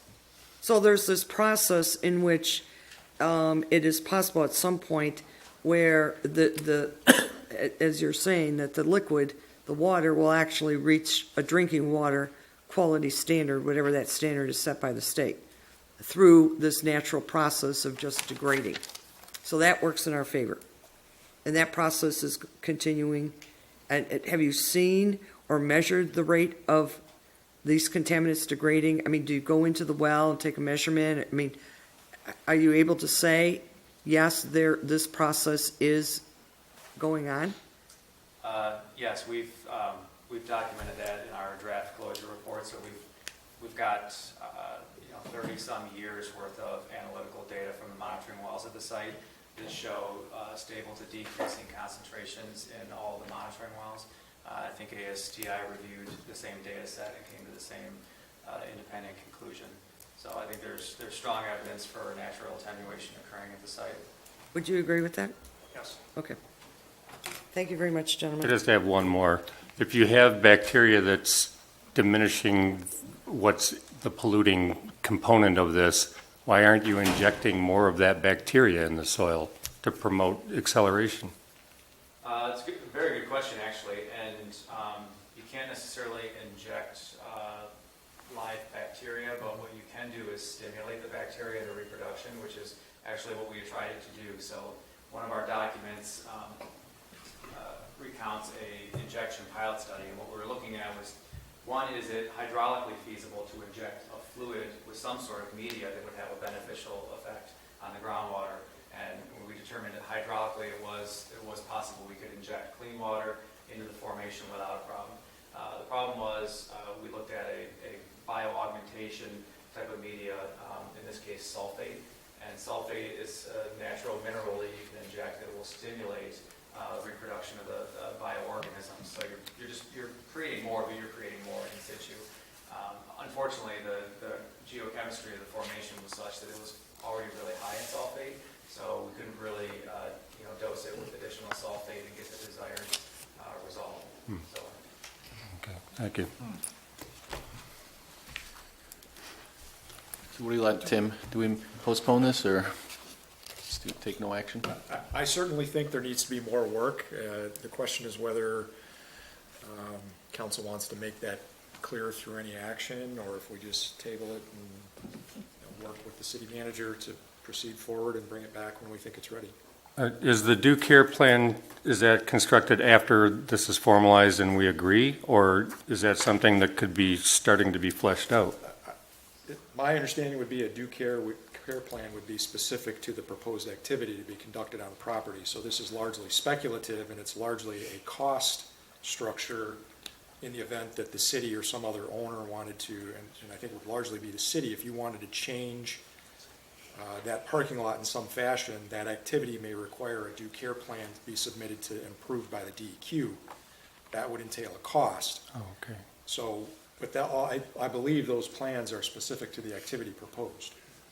Well, you know, You can do a due care plan, just in general, we did. a generic one or something? Yeah, so I was involved in another property transaction with a municipality, and the city wanted the state's approval of not just the environmental closure, but also the due care plan, so that they felt like they were not, they were concerned about their ability to comply with the due care requirements and make sure they weren't taking on additional liability in that regard. So you can, with no immediate plans for development, but, you know, with the idea of what your ultimate end vision is for the site, consistent with master plan, if you intend a mixed-use development or commercial or whatever, you can put together a pretty good due care plan today with the information that you have, and then that's on the shelf and ready to go for any developer or any, like, you know, final plan, and just be tweaked at that point. Is it going to be really specific to whatever the redevelopment would end up ultimately being? Or most of these components of whatever the due care plan would be in anything that was a modification, but there might be some slight adjusting to a specific type of project? The latter. Yeah. The requirements are pretty generic and consistent. So, you know, if you're going Okay. to build a building, you would want to have, you know, some vapor sort of barrier. protection against vapor intrusion, whether that's a vapor barrier or a depressurization system or whatever ultimately you think is most attractive to potential buyers or developers. You mean But pressurization the like a, concept is the same, that you would have to include a vapor mitigation in any potential development, and then your developer at the time can select what they want to do. the pressurization like a radon kind of a Radon thing? system Yeah, is okay. what's Oh, often used. yeah, all right. That, you know, the passive ones are cheap, and, you know, in terms of just engineering it into your foundation, that's, you know, the sub-slab depressurization system is used usually after the fact, when you already have a foundation in place. Right, And you yeah, have okay. concerns about vapors, that's a effective way to mitigate it, but if you haven't built the building yet, engineering into the foundation is the way to go. Makes sense, yeah. Okay, thank you. Do we have a motion? I'll try to do it if you want me to. Motion postponed. I'll make it, I guess. I also make the motion to postpone this to a later date when there is a due care plan and letter of assurance is drafted. Do I have to state the exact date? I think it's gotta say 128 South. Technically, under Robert's rules, a motion to table is an indefinite tabling. Does It not have a kills- specific date. kills the Postpone is motion. to a specific date. Okay, let's do postpone to December, second meeting in December. It's Christmas. That's true. Yep. First meeting in January. Do we have a second? You have a second? Yeah, I'll second that.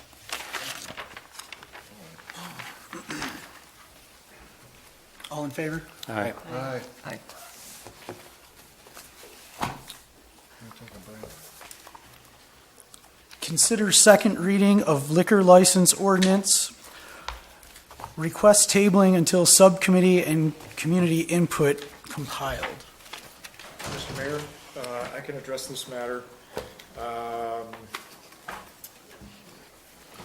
We had a meeting on the 10th of November with various stakeholders and got some good feedback on proposed revisions.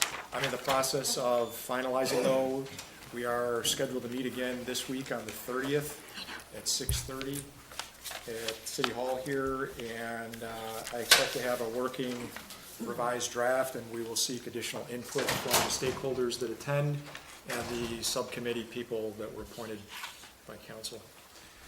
So I would recommend a motion to postpone this. I don't know if you need a specific date. I think this needs to come back as quickly as it can. Okay. Can we say table, or you want to say postpone? Postpone. Postpone to a date. Okay. I will make the motion to postpone the second reading until the recommendations are ready to be presented to council, until, let's say, the date of first meeting in January 2018. I second that. All in favor? Aye. All opposed? Okay. Consider resolution to amend 2016-2017 fee schedule. Mr. Mayor Yes, Tim. and council, I am going to pinch hit on this one. I don't know that I know all the details in this. This is was postponed. And to be very frank, I don't know whether there were revisions to the schedule based on the previous meeting. We have Dennis Smith, our city building official here, who may be able to speak on how the proposed fee amount for this was set. Thank you, Tim. Dennis? Good evening. I am not aware either of any amendments since the last time you reviewed this document. So I'm here to answer any questions that you have, because it's my understanding that you had a few.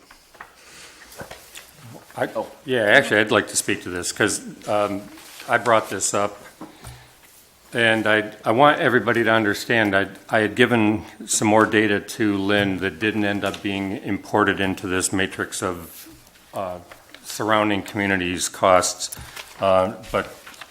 and strangely enough, Plymouth Township and Northville Township are both $65, but it does end up pushing the price, median price point down. So I just think that the $180 thing is absurd. As we all know, safe. 180, I don't know what that number refers to. Mechanical 180, and I have plumbing. no idea what that number That's what the refers permit fee is, $180, two $90 permits. So to. So that's, that was the recommendation, is what you're saying? no, that's what we've been charging people. Okay. That's what brought on my outrage. I just can't believe when My understanding, though, that the recommendation was to change that to 108. it was, and I still think that that's absurd. So the City of Wixom, where you guys are also at, is $113 apparently. The next highest is Green Oak Township at $90. So, Well, I don't want to disagree with you, but it's my understanding that Lyon Township is about 110. actually, Lyon Township is $78. So, So you have an application fee of what with Lyon Township? she's only got $78 here. It's a $40 mechanical and who has $38 $78? plumbing. Who provided you $78? Lynn. Do you have the application? No, I'm Good going question. by the matrix that she had created. I That's see. Okay. essentially the information that we're trying to base a judgment on. Oh, okay. Would So, you like a copy of it? Sure, love to.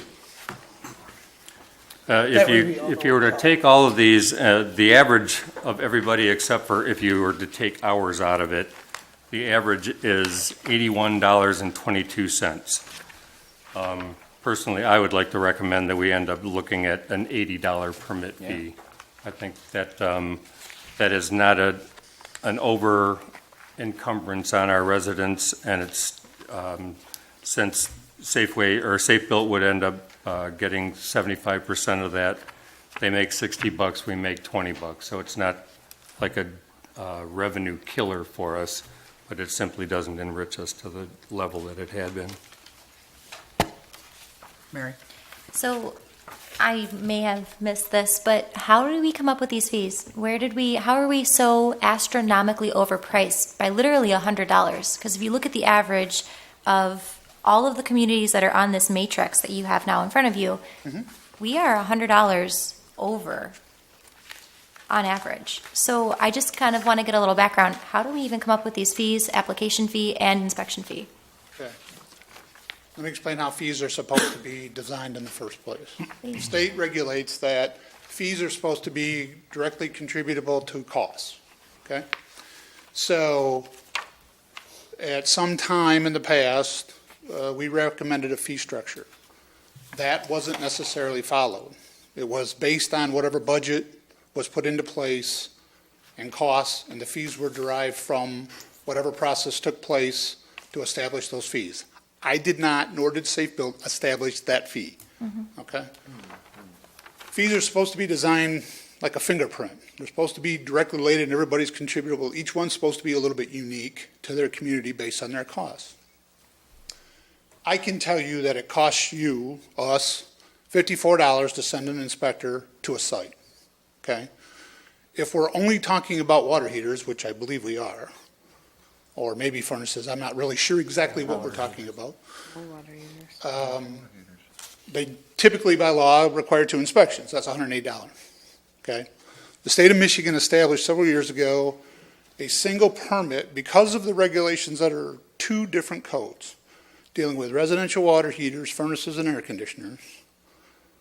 Depending on what was done by the contractor or homeowner, may require 2 inspections, one from an electrical inspector, one from a plumbing/mechanical inspector.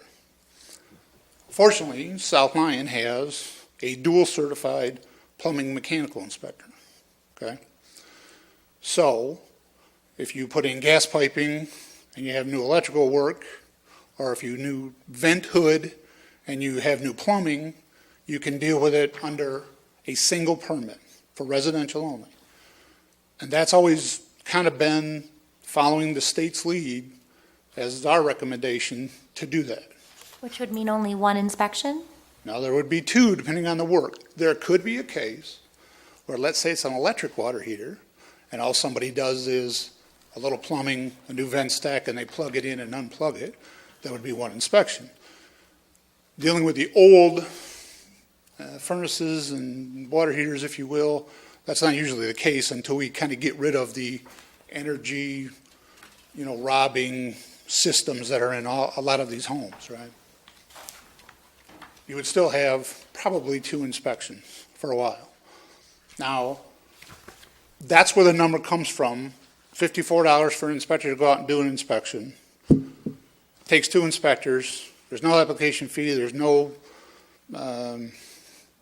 additional fees, it's a wash in my number world, okay? But again, South Lyon has to evaluate that fee structure. So if you pick 81, 101, 150, as long as you can show that it comes back to some relationship to your budget, I don't pick your number, okay? So my number that I came up with was 108 because based on the information that I have, knowing what it costs the inspector. That was actually going to be my next question. I didn't know whether you would know the answer, Tim, but where did 108 come from? Well, it comes from the cost of a building inspector to go do, mechanical, electrical inspector to go do the inspection. So it includes gas costs, salary, all those things that are, processing, all those things that are involved in processing a permit and inspecting the permit. That, to me, though, seems as though we are gouging the residents of South Lyon. And especially given the number of inspections and the number of residents who actually tend to have this work done. Okay. So I won't be in favor of this. There should be, if we are all under state law and we all have the same regulations and we're basing it based upon our population and our budget and what the multiple factors are, we are no different than Milford. We have a small population. We have 12,000 people. There's no reason we should be charging 108. Okay. 180? Ridiculous. That's just, I'm one of 7, but I feel as though we are gouging the residents of South Lyon. Thank you. You're welcome. I have a question. So you said your inspectors are dual certified, correct? Well, I have inspectors that are dual certified. South Lyon happens to be one that utilizes that. Other communities Okay. do not have that luxury. So let's say they go in, your inspector, and he just wants to inspect electrical. Huh? How Well, long now, would it? your electrical inspector doesn't work for me, so Okay. take that out of the So equation. when so when you have a hot water inspection, what inspectors are you sending in? One. One. Right. And you're charging Depending on if us, it's plumbing or mechanical. okay, let's just say the full thing, and you're charging us 108.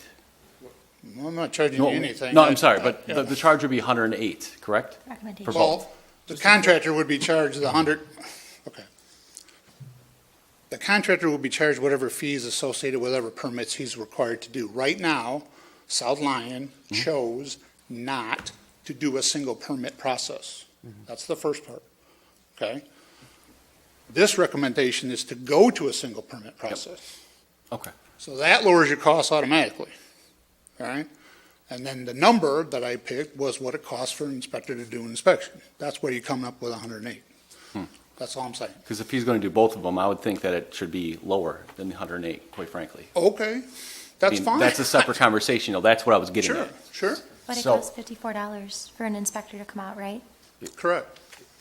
Yeah, so if he's coming out anyways, Mm-hmm. and 54 and 54, that's where you get the 108, right?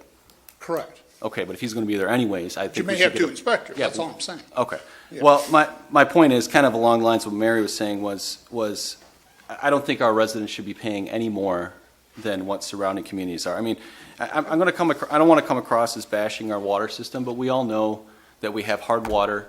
Our clothes get ruined, our pipes get ruined, our dishes have films on them, and you have to get water softeners and salts, and that's an expense. And these hot water tanks, they're going, heaters, they're going, sometimes people are buying, I've heard 2 in 10 years or 3 in 15 years. And and then on top of that, we have to pay a fee of $180.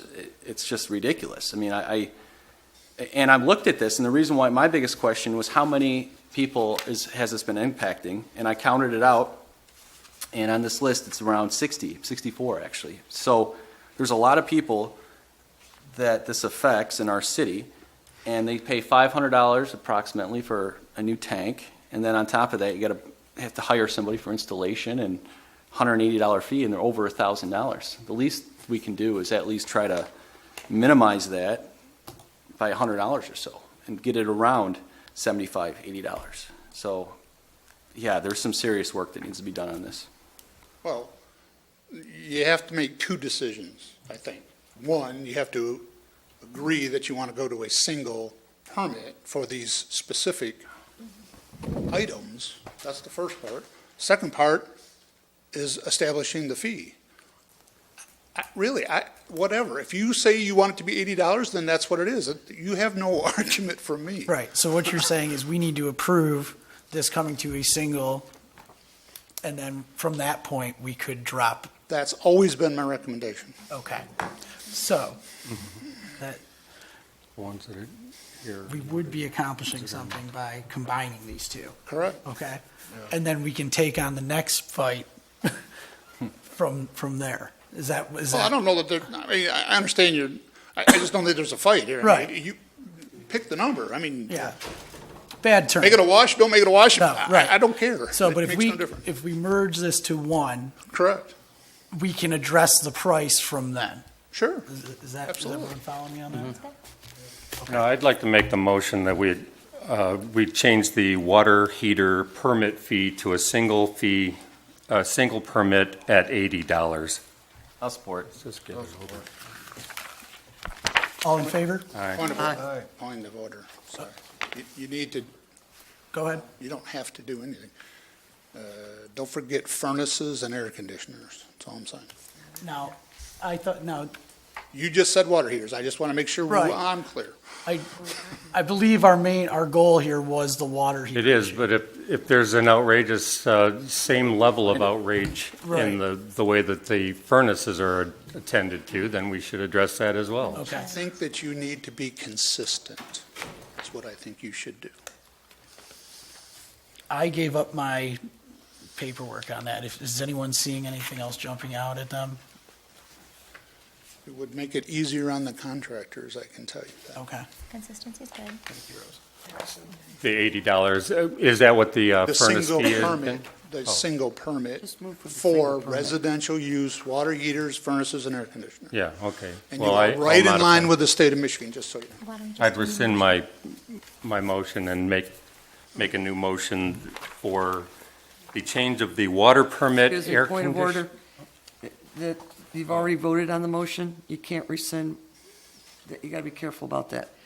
Your first motion's already been approved, so just make your second motion Voted on? to, No, we haven't voted on it. I didn't think that. yeah, I thought you took a vote. I went to, and then we Yeah, were he point took a of order. vote, and then he said, wait a minute, point of order. Yeah. We did vote. Yeah, you did vote. Okay, Well, you could make a subsequent motion to do the same single Exactly. permit fee and set the fee. Yeah, that's for true. the Furnace and air conditioning, It's a simple which motion. would then be combined with the water heater. Is that heat pump as well, or just, No, Okay, it's all right, completely just- different. And you should put an effective date on it, just, for point of clarification for my staff, that's all. okay. And I'm not aware of any other changes, so you can question me about them, but if that's the only issue we're talking about, then that's my, Well, that stood out like a sore thumb. Unfortunately, Okay. it wasn't picked up until I had spoken to some people that had been punished by it. Okay, so I would like to make the motion to also make a single permit for furnaces and air conditioners to be $80, residential. residential, correct, yes. Effective- And should we go with an effective date, how about January 1? Or do you want to end up moving it up? Do it now. I would do it. Yeah, all I right. mean, I have no problem with making it immediate if you guys. I mean, I'll do it now. can your staff end up accounting for that quickly, turn it around? Absolutely. Okay, all right, so today is what, the 27th, so make it November 28th, I'll second. 2018? Well, give me to the end Or of the week. 17, Jesus. What's that? We'll affect the change tomorrow, that's fine. Yeah, I'll second. Second. Yep. Yay? Does council? All in wanna- favor? For Yeah. clarity, does council want to make a separate motion to make the effective date of the Water single heat. permit fee for the water heaters effective on the same date? Yeah. Thank you, Tim. Make a motion that we make the water heater single permit with the fee of $80 effective November 28, 2017. I'll second. All in favor? Aye. Aye. All opposed? Thank you, Dennis. Sorry that was so clumsy, but No problem. Is there any other questions on any of the other revisions? I mean, is that, you Thank need to you. approve that then too? or no? I think that was the only revision. Great, thank you very much. Thank you. thank you.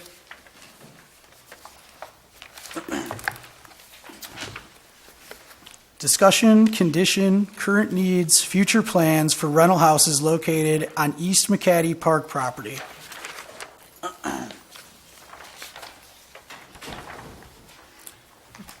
Well, this one's kind of weird too, if I could. So we all got this little breakdown of costs assigned to this, associated with it. And granted, there is a large expense that'll be entailed with putting a new roof on here. We have a master plan, a master park plan that will address modifications of that section of the park. There is no foreseeable understanding of when that will take place. If we go through this little matrix that Lynn had put together, okay, you got 10.8 for the monthly rent annually. So the property taxes are a given, that'll have to be paid. The lawn mowing aspect of this whole thing, to me, it's as though she's making an assumption that we will let that go fallow if we don't have a house there. That lawn will still be mowed with or without the houses over there. I'm assuming that the snow plowing will take place too, because DPW has access to that pole barn garage that's at the end, the terminus of the driveway as well. So, and fall cleanup, why that would end up being charged to this particular area, the entire park is attended to comprehensively. So Personally, I don't see any reason why we shouldn't just simply make the simple repairs, get this roof replaced, and earn, essentially it'll be $6,880 a year after we've paid the taxes. I mean, part of that money can end up maybe offsetting some of the costs of the mowing and plowing and things, but, nonetheless, we're still in the black, and even with the plowing, that's $54, $55 a year that we put into the general fund, so. Well, to your point about the lawn mowing and snow plowing, and, I mean, there's, I realize these DPW, they get overtime so much, but if they're gonna be cleaning up anyways, they're gonna be in that park, I get your point, that it's not really a true cost, that Correct. doesn't cost anything to mow the lawn when you're gonna be cutting the baseball field, you gotta I put mean, a there's day's more work in. time assigned to it, Of but course, yeah. but you it's gotta. going to happen irrespective of the house being there. Exactly, so it's a little false numbers that we got before us. So, yeah, if we're making, sorry to interrupt you. No, not at all, and I'm sorry, I didn't mean to cut you off. My concern, after looking through the whole packet, is where does this end, though? Is the roof just the problem, or is there going to be continuous problems? And based on the email that you see in here, it sounds like the place may have other issues. Now, granted, it doesn't itemize those. Right. So that's my concern. If you guys feel like we can, if that's going to be where we're going to make money on it, but okay, now what next year, say it's the siding, I don't know, like when do the investments stop in the property? Well, if we have a number of, if we see degeneration where it actually doesn't actually put money into our coffers, Right. we could re-look at this, but I guess you're it's right. all been a bunch of little simple things, an outlet or a lamp or something that gets fixed. I mean, My other concern is the demolition cost. I mean, we looked at the Actually, other. that part isn't a deal, because Mike would like to do a test Oh. burn on the property. right. So So it when, would stay there. when we finally decide that it's time, or we come up with money to put, park equipment in there, Burned down? fire department can end up having some good test stuff out there. Practice. So that, okay. There's still gonna be demolition costs, because you have to remove what's left and put sand fill in. But it's dram- much more dramatically marginal. less. Yeah, right. Yeah. I'm Thank you, taking the Chief whole Kennedy. thing down, yep. So do we got a motion on this? Is this a discussion? I'd like to just get a little bit more information on this rental house. How long have we charged the monthly rent of $900? Is that average for the size of the home in South Lyon for rent? Are we getting a fair, equitable amount to keep that as our rental property? That's a good You know, point. when's the last time we upped the rent? Have we reviewed this? When was everything updated? Is everything current in the home? It's said to not be particularly fancy, so. Yeah, I just wanted to make sure that, I mean, if we're property owners and we're landlords, are I think we- though I think we've always looked at it as a relatively benign activity though.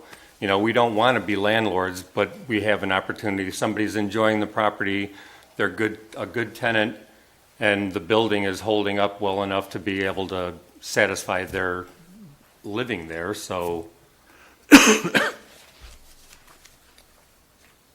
I mean, what would you like to do as far as an investigation of finding out whether that's a good market value for I was renting? just curious. I went on Google today and just tried to estimate how much a home is to rent in the area. Square foot? And it's double this for an average 3-bedroom house. I don't know how big this house is. I don't know how many rooms there are or anything like that. I didn't go that far, but. Sure.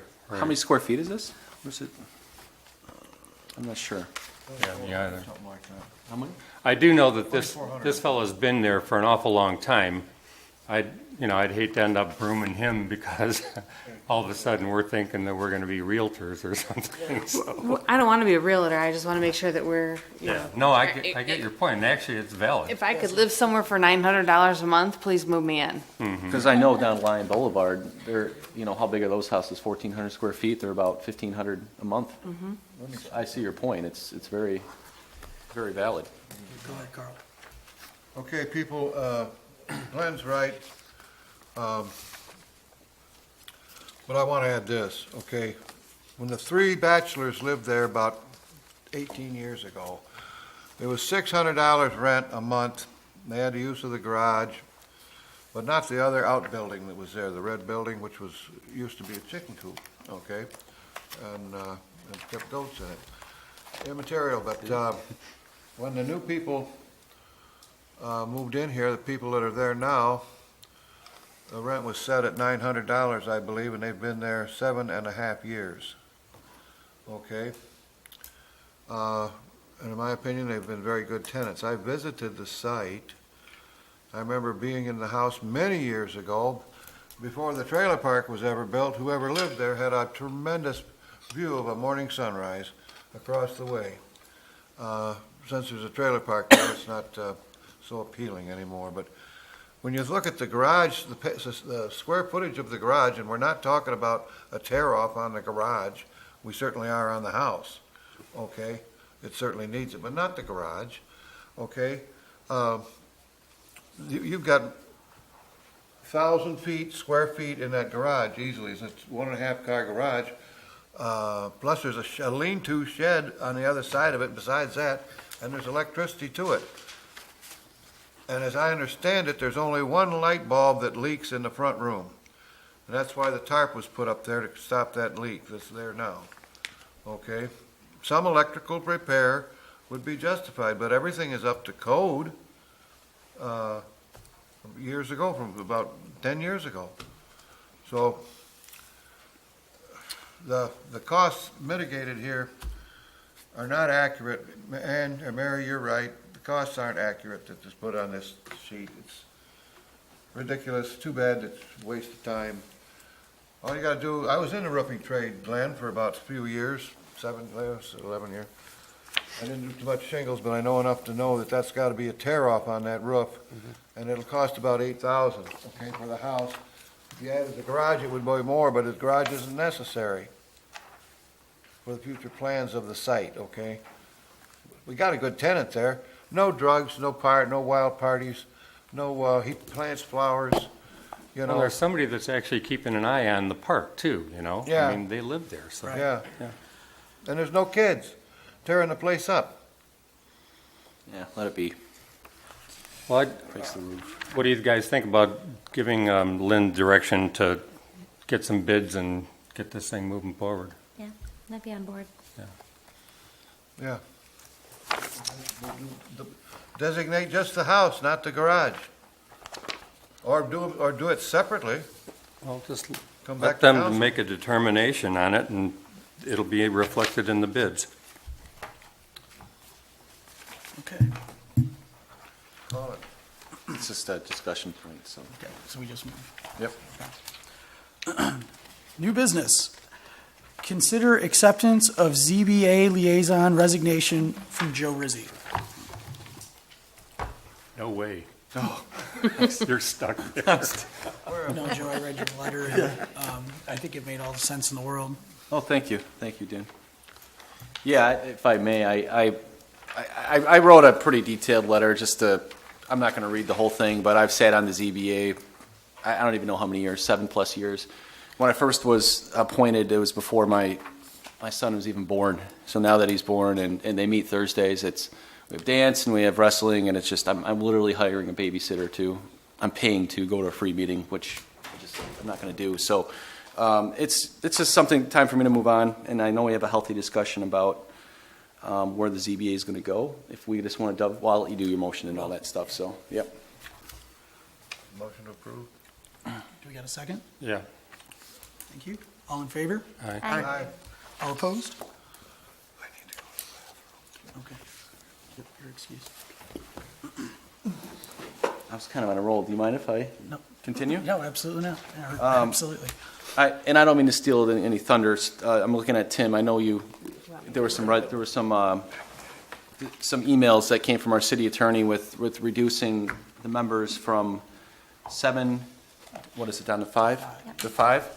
I would say that there are some benefits on both sides of keeping it at 7, and there's also some benefits of moving it down to 5. The benefit of I don't know if this is necessarily, and this will be discussed, of removing a council liaison. But one of the benefits of having 7 or / having a council liaison is that a lot of times when these issues for the ZBA, mostly it's non-controversial. It's people are asking for a deck extension, or maybe they want to put an extra building, or they want a larger deck, or a pool, something along those lines. Having a council member sit on the ZBA, a lot of times people feel more comfortable to go to that council member and just kind of be their advocate, if you will, and maybe not necessarily have any favoritism or not have favoritism, but just kind of have their voice and understand the rules and how they should proceed, and it kind of helps them represent that resident. So if we reduce that and maybe remove the liaison, maybe keep the liaison, I don't know, I just wanted to let you know that that would be one negative. On the other side, if you reduce it to 5 people, I can say that with all these positions, Planning Commission, Zoning Board of Appeals, it is tough to get volunteers. Parks and Rec, we all know that. So if you move it down to 5, that makes it easier for a quorum. And if I don't want to, maybe Tim correct me, but would you just need a simple majority vote of 3 members in order to pass something with the ZBA if it was down to 5? Yes. Okay, so, or you just need 3 for a quorum. So right now, with me resigning, you're down to 5 members. It originally started with 7. If you reduce it to 5, you'd only essentially need 3, correct? To show up to a meetings and have a quorum and to do business. Right, So, but the ZBA is an unusual body in that the votes must be a majority of the full board. right, so if you were to reduce it to 5, then you could still have 3, because that would count for the full board. Subject to researching that issue, yes. Okay, so that's the benefit. I don't know if that means removing the liaison. That's a whole different discussion, I guess. Now, Tim, go ahead. The other option is to use both the statute and your ordinance authorize alternates. And I don't have a lot of experience with how the alternates, but it's my understanding they attend the meetings even if they're not needed, so that in the event that a matter spills over or somebody's not present, then they're ready and informed and can make and participate in the decision as an alternate when one of the full members is not available to attend. Good luck recruiting that guy.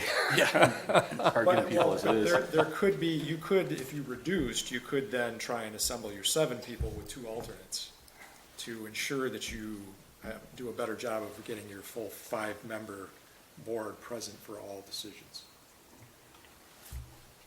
Well, I think it seems attractive, quite honestly, to reduce it down to 5. I agree. Gives them a more stable platform to rely on the people to show up, so.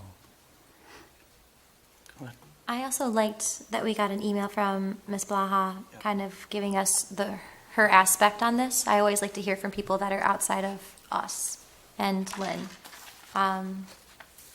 So if she makes that recommendation too, that it's easier to have 5 members as opposed to 7, then I'm more inclined to take what the ZBA is saying to heart. So I'm in favor. So I have no problem either way. I guess my question would be, with me resigning, you're down to 5 and you don't have a council liaison. So would the intention be, if another person happens to resign, which it's bound to in the next couple of years or 5 years, hopefully not, but eventually somebody will resign, would that position be replaced with the council person? I don't know. Well, I think that's, we have the ability, but, Right. yeah. I mean, I don't think it'd be not that it closed has door. to be imposed on them, but we have the ability to offer up if somebody on council had an interest in being a. I guess that's on what I'm that trying to body. establish, is that the intent going forward, to keep the liaison? Well, it says they Not me. have to consist of no fewer than 5 members. So if someone were to resign, it wouldn't be accepted, their The resignation? body is made up of a 7-member body. Whether there are vacancies on it really leads to whether you can assemble a quorum to conduct business, not whether the body is acceptable. Okay. I don't recall off the top of my head whether the ordinance requires or calls for a council liaison or simply No, authorizes. no, actually, the language said specifically that it does not require a liaison from council. I think it says it may have one, meaning it doesn't necessarily need I one. wonder if that's the case. It does from planning commission, but not from council. Right, that's what I read too.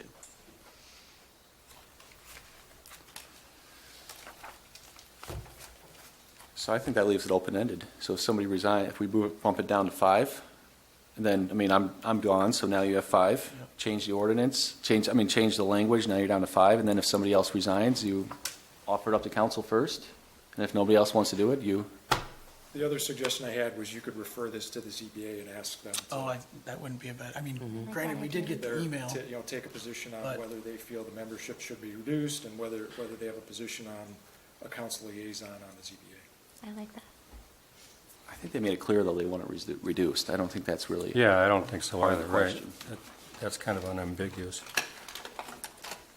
So, but I mean, Lynn and you could theoretically get working on reducing it if there's consensus to 5, and then when that comes up, I mean, it would make sense to kind of do it all at once, but I think it could be I done don't in think parallel. we should require that it be somebody from council. Right. If you've I got agree. say you've got 4 candidates that are sitting in the drawer waiting Yeah. to get on there, Put them on there, get them involved, yeah. you know, right, exactly. I would personally like to hear from ZBA and see their thoughts on this. I know we just heard from one member, or 2, because you were a liaison, but I would like to just make sure, just to cover our bases and see what ZBA has to say. Not That's opposed just to my that. perspective. Well, when's their next meeting? Well, Third Thursday of the month. and there's not one this month, Likely right? they typically don't meet in December and they don't meet unless there's an active Right. application. But if Okay. there's referred to them, they could set a meeting and determine whether it's a December or January meeting. Yeah, they typically meet about 6 times a year.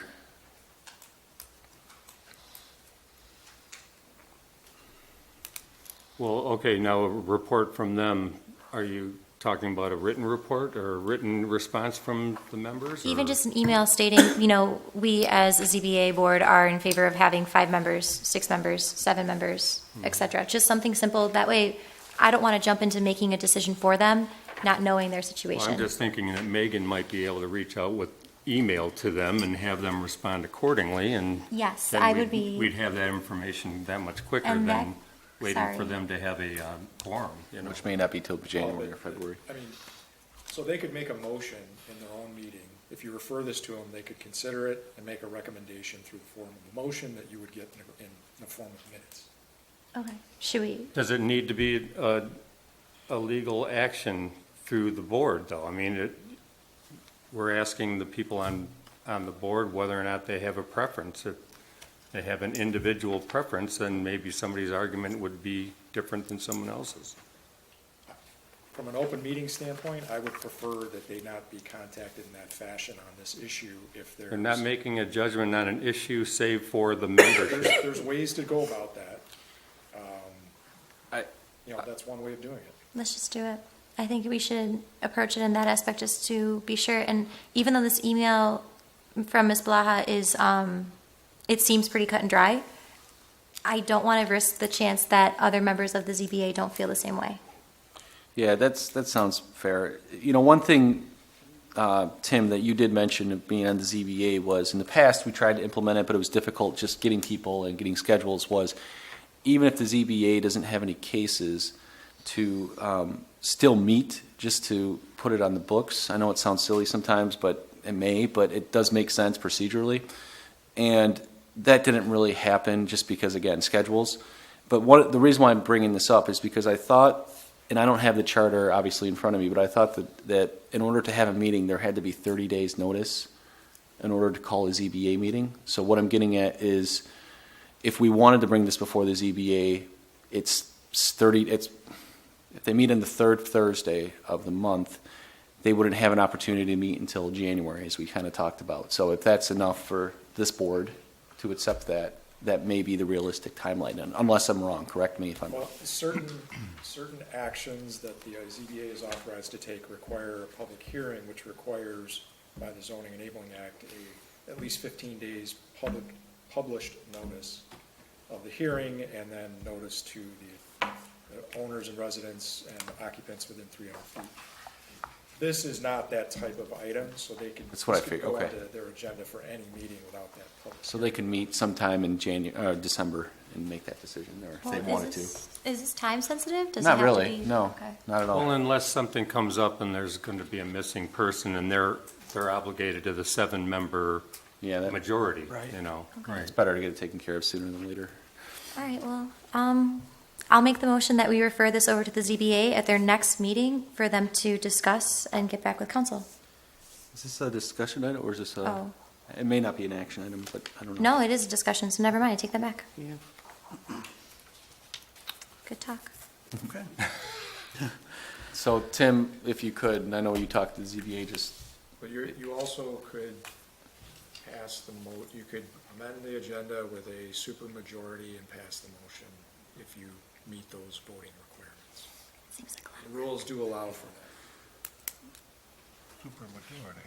yeah, so we just, Well, I guess if we did that, though, it would put the ball in ZBA's court.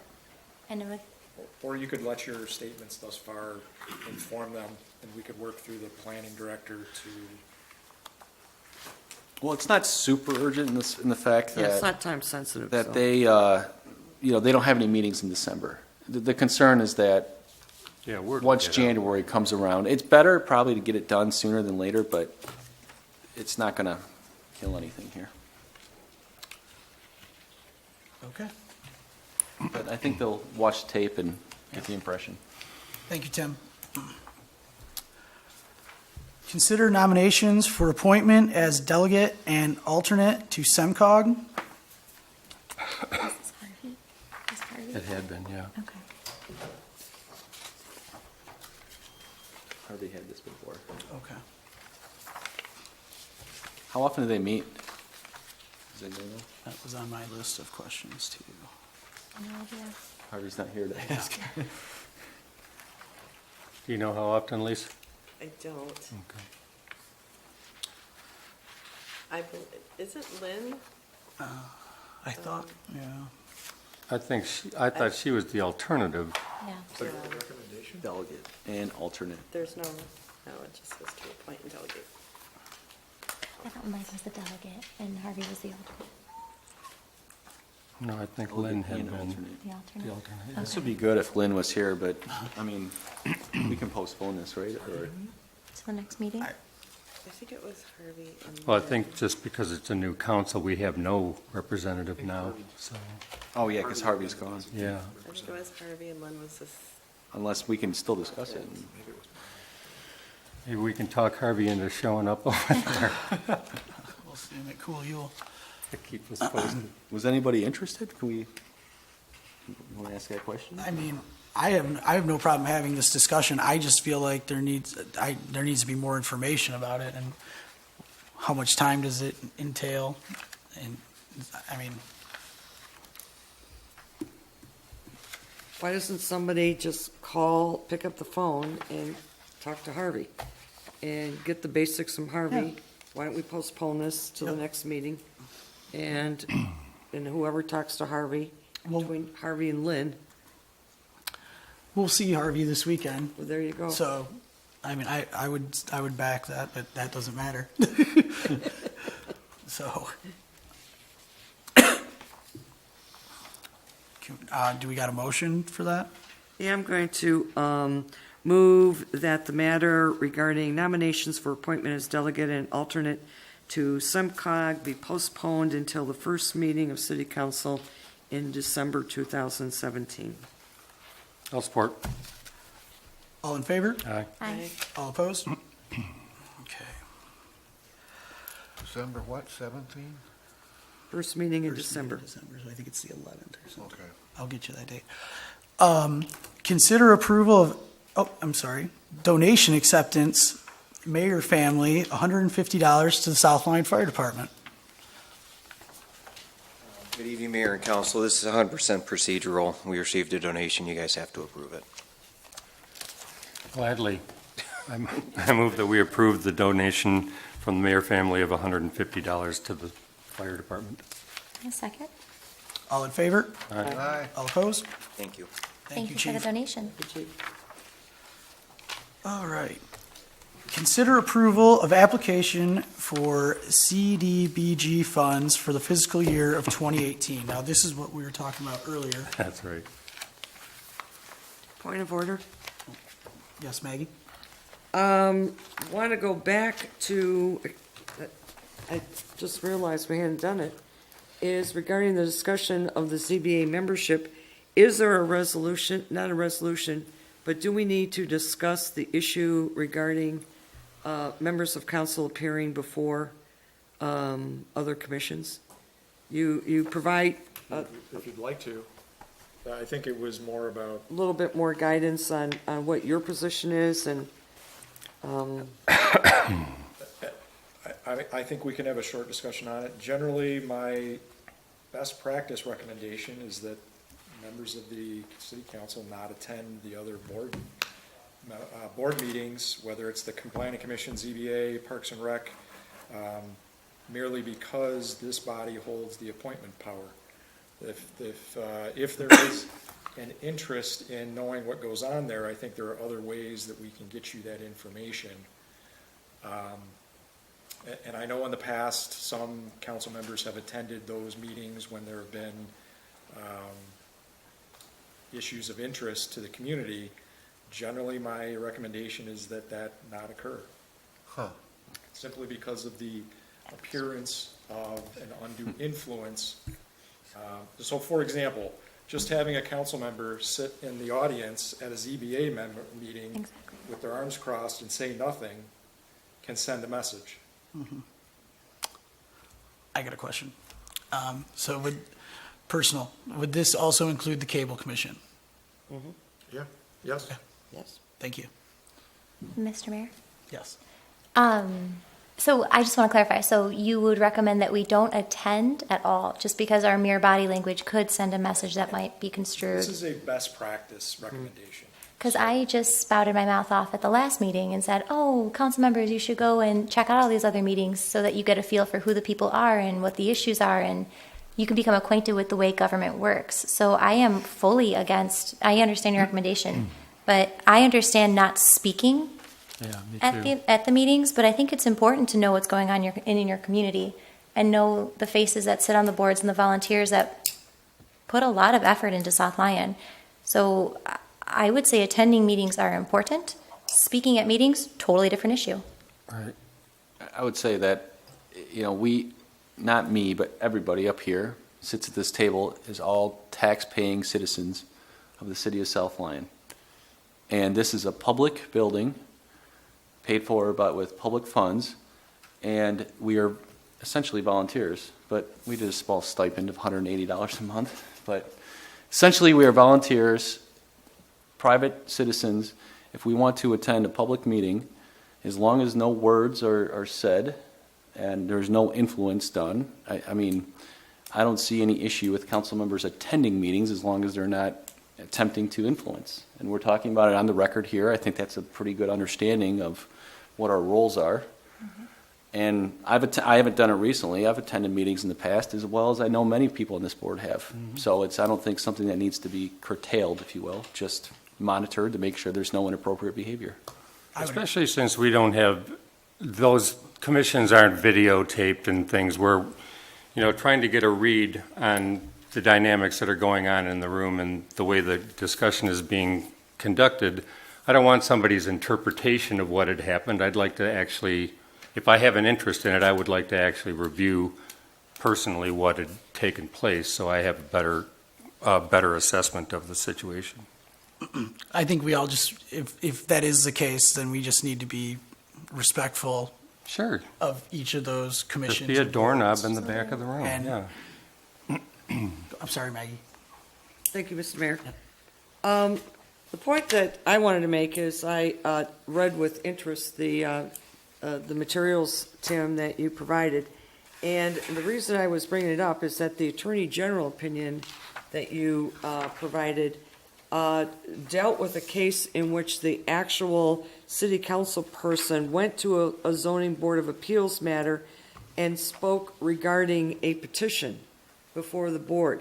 So when you read the Attorney General's opinion, you can see what is beginning to develop. is the conflict of interest with respect to your position as an elected official versus your pecuniary interest that you may have with respect to advocating on behalf of a particular applicant. So the Attorney General opinion, even though it has some broad language about maybe not attending, I think when you get to the facts, it's very clear on the conclusion that it says regarding a petition before the board. So it says, my opinion is that it's improper for a city council member possessing the appointment of power over the membership on the city board to address the city board regarding a petition before the board. So as long as the person goes to the meeting, sits in the back, takes notes, doesn't interject, doesn't ask questions, I don't even see where the Attorney General opinion prohibits a council member from going to a meeting. And then you go to the case law, the Michigan Court of Appeals, which I thought really nails it down and says that we conclude that the distinction is crucial because of the extent to which the analysis in Barkley and Abramson relied on the conflict between the official's personal interest and his public commitment. This was a very interesting case because in this case it said that the township supervisor who apparently spoke at a meeting did not represent a personal interest but maintained his fidelity to the township's citizens by commenting on interests to the township. So now you have some language in this case law that says, you know what? Maybe you could go to the microphone. Maybe you could make a comment because it says accordingly, he did not serve an interest other than that of the voters, of the taxpayers, of the members of the general public, justice, and process. So you have this, and this is at the end of the meeting. So now what I'm saying is that there may be a carve-out where and this is for council to decide, to set the parameters. You do have a case law that is there that indicates that a council member could comment on something pending before a commission or board, as long as you're not serving your own interest and you are there on behalf of voters, taxpayers, and members of the general public. So I don't know if you want to carve out an exception or if you just want to have a blanket kind of, you know what, council, if you're going to attend these meetings, sit in the back, make no comment, doesn't matter whether you've got you're advocating on behalf of citizens, taxpayers, members of the general public, you're just not going to do it. To me, it doesn't matter. I don't care whatever council wants, but I just want to make sure that council understands that this exception appears to be in this case law. Right. I would only point, I have a couple of points. First off, there is a published case, so they had to litigate whether the decision made at that board where the township supervisor spoke was actually legal or somehow impacted the decision that was made by that board. Is that the type of price you want to pay for attending a meeting? So the other scenario that tends to come up is, say, for example, the Planning Commission has a controversial special land use application. They get to decide, but in the background, in the audience, are council members who don't say anything, don't make any facial expressions, and just sit there. That provides an opportunity for an applicant that is denied a special land use to inject a bias argument in a lawsuit to challenge that denial. If you're not there, they don't have that opportunity. It's not a black and white. My recommendation and the legal advice is, as a best practice, if you need that information, let's figure out a way to get you that information. If it can only be done by having you in the meeting, let's evaluate the circumstances, your reason for going, what you expect to do there. Is it simply observation? I can't give you a black and white, hard and fast rule, but my recommendation is don't go. But you know what? We've had council people, myself included, that have sat in the back and have just listened. That's the only thing that was ever done, was listening. And I don't see where, there's other council members that have done that also. And I don't recall any argument raised anywhere where the presence of a council person was inappropriate. So I think that the council people that have chosen to attend some of these meetings have done so very respectfully, have done so without interference of the decision process, have kept themselves removed from the decision process, and have acted very professionally. I'm in favor of being allowed. There may be an issue that's going to come up where I would like to just sit and I want to understand, because I will tell you this, my biggest argument that I had when I was on the planning commission was that you needed a professional minute taker, somebody that was going to get those minutes right. And so reading the minutes, I haven't seen the minutes lately, but back then, those minutes were not capable of conveying what went on in those meetings. The minutes were useless back then. So to say that you're going to rely on, maybe the minutes have changed, maybe the minute takers is doing a very different job. I don't know, I haven't been to a planning commission meeting in a couple of years. But to say what you can rely on these documents is I don't know. And that's why sitting there in person provided the opportunity to weed out and understand how these arguments were being made. I mean, that's all. I agree with everything you said, except for the idea that a savvy applicant before a board that knows there's a council member in the audience can take advantage of that, whether it's actually something to it or not. So what? And Okay. you avoid that So all what if by somebody not makes- being there. But so That's what if my somebody only makes point. the argument, Tim? So what?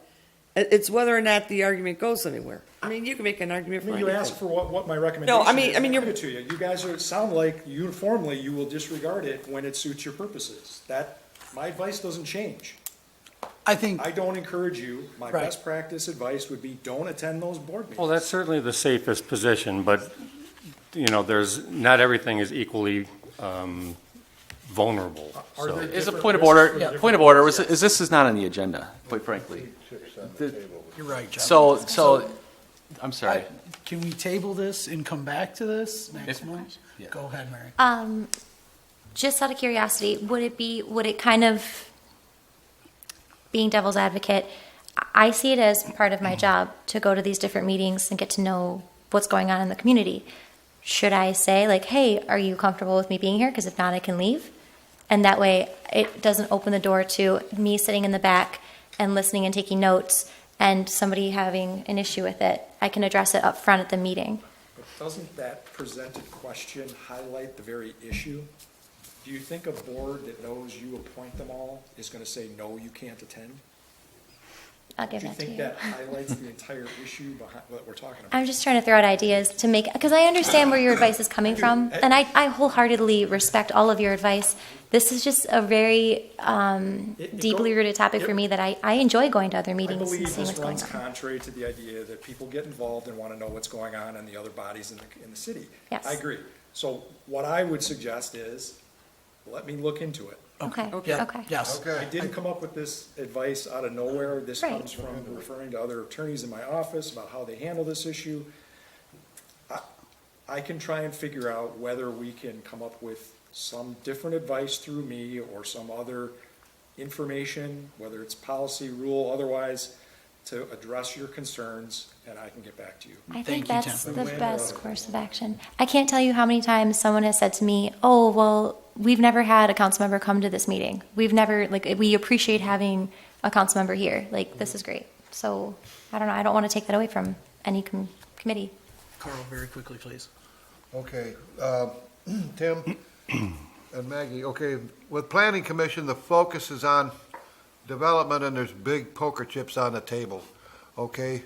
They're gambling for potentially millions of dollars with a far-flung visionary development that might be totally wrong for South Lyon. And it might be good. But I'm just saying, the dynamics of the Planning Commission are a heck of a lot different than the Historical Commission, Fine Arts Commission, and the rest of them. I read almost every word and every page in both these documents here that you gave me, or she gave me in the package. It was my take on it that if a council person attended a meeting or viewed it on TV or whatever, they don't have it here, but as long as he wasn't putting his ideas into it, okay, the council person couldn't put his own ideas into the agenda of the Parks and Recs Commission, which I have done, okay, and in the past. And they went with it, okay. Oh, I'm sorry. But if you're going along with one of their ideas and just making a comment on whatever's on their agenda, that was okay. That's what I got out of this material when I've read every bit of it. Go ahead, that's it. No, Tim, please do some more research, and we'll talk about this again, because I do think you're right. There's a little bit of difference, but as the attorney, he can only make a call across the board as in what appears to be a generality. Maybe we can look at it independently going down the road. It's not on the agenda. We need to address this down the road. I think identifying which boards, so that the authority of each board may become a relevant consideration. For example, the ZBA and the PC have distinct authorized activities under the Zoning Enabling Act, so I'll take a look at that issue. I'll get back to you. Thank you, Tim. And we'll have the ability to ignore your advice. As always, Okay, as you always do. all right. Not always, that's a not like. Whatever you want. You're not underappreciated, I swear. Oh, no. Now, back to new business. Number 5, consider approval of application for CDBG funds for the fiscal year of 2018. I make the motion that we allocate $31,024 to the senior center and $5,000 to PS battered and abused. I'm surprised it typically is listed as Haven. So with the plan year 2018 CDBG funds. I'll second. All in favor? Aye. Aye. All opposed?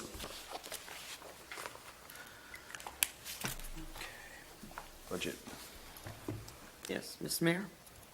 Yes, the budget. I had a lot of questions tonight to ask regarding the budget. One of the questions was where are we with the budget? Chief, have you been interviewed yet in terms of your budget? No. Okay. So I wanted to get a status on where we were at, making sure that this budget's going to be ready by sometime in January. Additionally, I thought tonight was going to be the night that we were going to discuss the MERS issue with respect to new employees. I did not see it on the agenda and sent an email to the city manager over the weekend and asked why it wasn't on the agenda, and the explanation was that the woman, whatever, was unable to make it for this evening. So my questions, of course, were when one made the suggestion that the person was going to be here, did she back out? I don't know what happened, because I was led to believe that that person was going to be here tonight so that we could talk about the new retirement program for new hirees. And I can't stress how important it is to get that decision made, and I would just like to let council know that I'm not opposed to having a special meeting that addresses this issue ASAP, maybe sometime this week. This is an issue where you cannot continue to allow your departments to sit there without being able to hire because of this issue, and we need to get this issue resolved. The second point is I have put phone calls into the Lansing and heard a rumor over the weekend, don't know if it's correct, but they may be working on a program to begin tackling pension programs for municipal employees, just like they did with school teachers. If that's the case, then the state will come in and do what they require of schools, is that we convert to a hybrid program, which is what we were supposed to be talking about anyway. So I'm very disappointed that this issue is not resolved, and I'm more disappointed because of the impact that it's having on our employees and our departments. And I think that, and I was also additionally very disappointed to find out that the woman was not able to make it tonight, when at the last meeting, I was led to believe, I thought, maybe I misinterpreted the information, that the person was going to be here, she was going to walk us through the resolutions that needed to be prepared, and she was going to be here to answer questions. So that's my comment on the budget. Thank you. Dan? You know, I feel very disappointed as well. I distinctly remember when we interviewed Lynn that the question was, will you be able to make a recommendation for MERS, and will you be able to fix this for us? And I was told yes. So I'm just kind of tired of having to wait. And it's not about me. It's about this council. It's about the employees. Chief Collins, I know you need to hire a clerk. We need to find a replacement for Bob Martin because it's clear that Lynn can't manage DPW and everything else and waste. We need to get a replacement. If that means moving somebody up internally, we need to make that decision. But we need to fix this MERS because we need to hire people. And, you know, I'm at the point where I think we don't necessarily need to meet with the lady from MERS. I mean, I would hope that Lynn would give a decision and we would be educated enough to decipher it and based off the recommendation. Because the way it was explained to us was it's not that difficult to make the switch over. And Tim, I don't know, do you have anything, have you guys drafted something? And Yeah. I don't want to have to wait around is what I'm I saying. can add a little bit of information to this. So Lynn and Pat Hazelton and I met last week with, on this, a number of different issues, including MERS. Because Soon Feidberg is not available for tonight, I think it's important that, I can't answer the MERS side of these questions, nor can Lynn. We really need a MERS representative to answer some of these questions. Well, if it's a special meeting, then I agree. We need to make it happen. And the other issue is that we've recognized, and I don't know if Lynn's passed any information on to you, the union contracts allow for the conversion to a DC or DC hybrid type plan. It's Pat's opinion that the details for the unions and those employer-employee contributions, the vesting period, need to be bargained for with the unions. So you need to keep in mind that there is some strategy. You don't have to do that with respect to the administrative non-union employees. But understanding what you do with that particular employee group is going to set the table for what you do with the unions. So there is some strategy that needs to be done with respect to that issue, and understanding the implications of what you do with one group may have an impact on how you're able to work with the other groups. So I was under the impression that, especially with the DPW last contract, it gave this, it didn't specify any firm numbers or anything. It said that we could go to the D.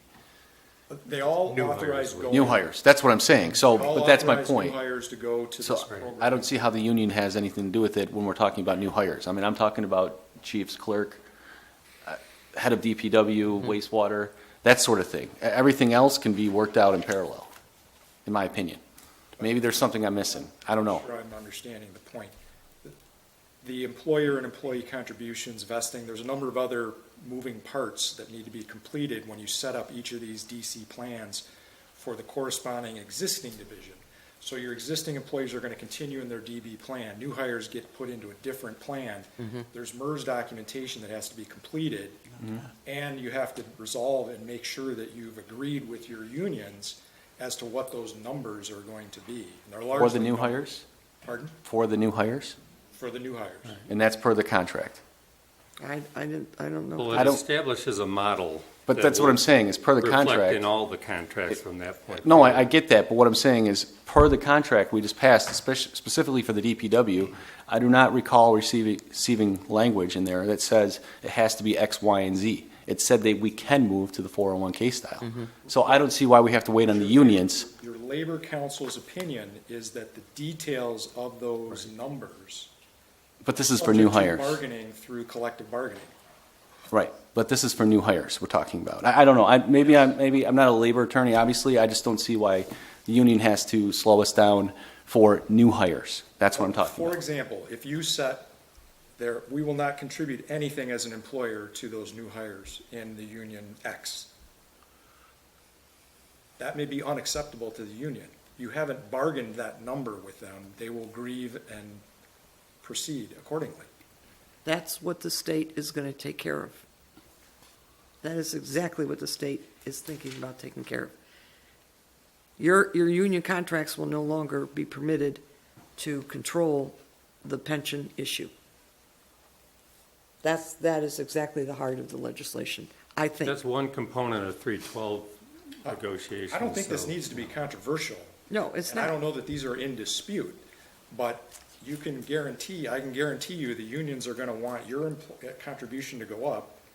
And I'm not sure what their position would be on their own contribution, but they're looking to ensure that for a new hire standpoint, that the money that's going into the retirement plans is sufficient for them to retire on if they stay with the city long enough to retire. And I don't know how this is tied in also, we are a right-to-work state as well. So, I mean, there's a lot of moving parts as well. I mean, it's not all tied to the unions, what I'm saying, necessarily for new hires. So, I mean, I'm telling you, with respect to 4 employee groups, it is. okay. I just feel You like can we're, change the one that's non-union. You get to do that unilaterally. You can't do that unilaterally with respect to the unionized employees. with respect to everybody, I feel like we're spinning our tires here because we don't have people here that are going to provide us with the right answers, although Tim's doing a great job. So, does anyone have anything else on this? For the budget, I mean. Right, sorry, thank you. Mayor, may I add something? Mr. Lair? Yes, Ryan Lair, 716 Let's Grand start. Court. I would like to put this on the record that, listening to your guys' comments about the budget, my take on this whole thing from a citizen standpoint is that I've had several officers approach me and the police department and have said, Ryan, we need a city clerk. We're closing the doors. We're going on dispatch. We're overworked. We're trying to get everything done. We're trying to make calls. We're trying to do all this. And, I tell them every week, I'm on it. But nothing keeps getting done. The city manager isn't here. If you look at this budget that we have, or the agenda that we have tonight, our city manager isn't here. And the point that I want to make this, and that's why I want it on video and on record or on the minutes, is that my complaint with the city manager is that when it's in a critical meeting, she is not here. Okay. She claims she's sick. Now, I don't know what her contract is. I'm not arguing that fact. And let's All wrap right. this up. But the whole thing that I want to add is that other council members have been ill and not been able to attend. Point made, Mr. Lair, thank you. Okay. Thank you. Manager's report. She's absent. This is short. Comments for? Does anyone have any comments on manager's report? Briefly, 30 seconds. My only comment is, as I've asked the last 2 meetings, the ADA walkway by Knowles to South Lyon still hasn't been updated.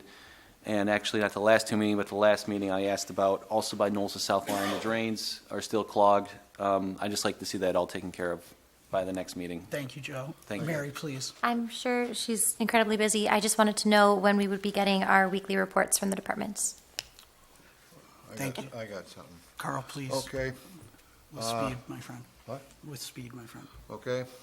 We used to get reports from our DPW about the delivery of salt, or rock salt, whether we had enough coming in the month of November.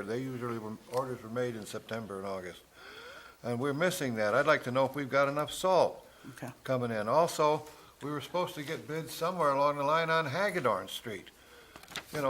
Tentatively to do it next year, but no bids have come in. Does anybody know anything Well, about it? she's not here, so. Okay, Okay. I'm just letting you know. Yep, it's on the record. We'll move on to council comments. Oh, Rose, would you like to start us off tonight? Sure. Thank you.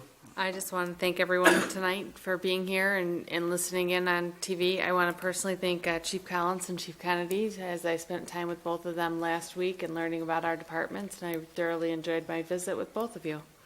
Everybody else, thank you for tonight, and I think we are getting somewhere.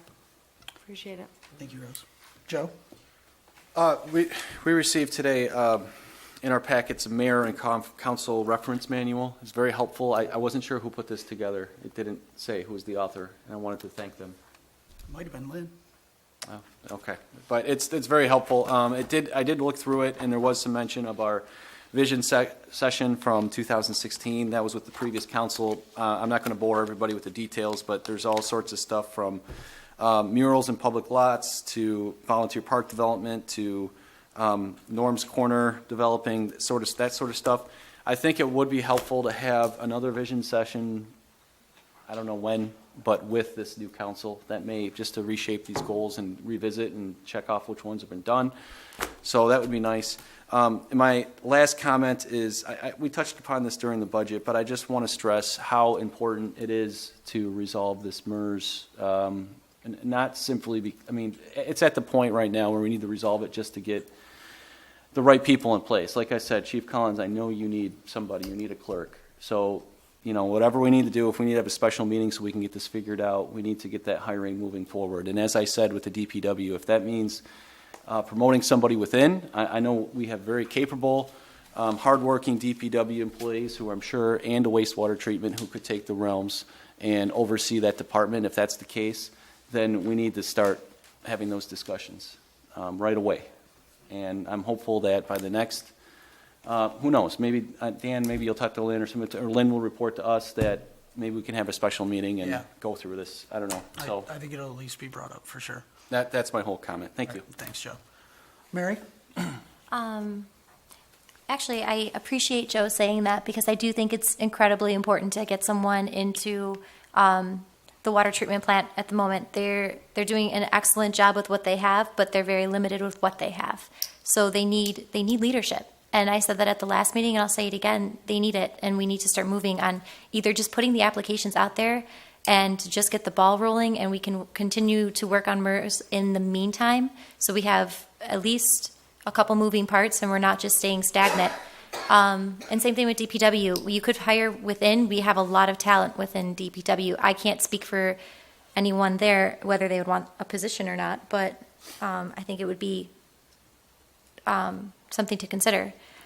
Moving on from that, I just wanted to say thank you to the DDA for all of their work and Bob Donahue with Ladies Night Out. What a success. Cool Yule is this weekend. There's a lot of incredible events going on with the parade and the craft show and everything in the park, so be sure to check that out.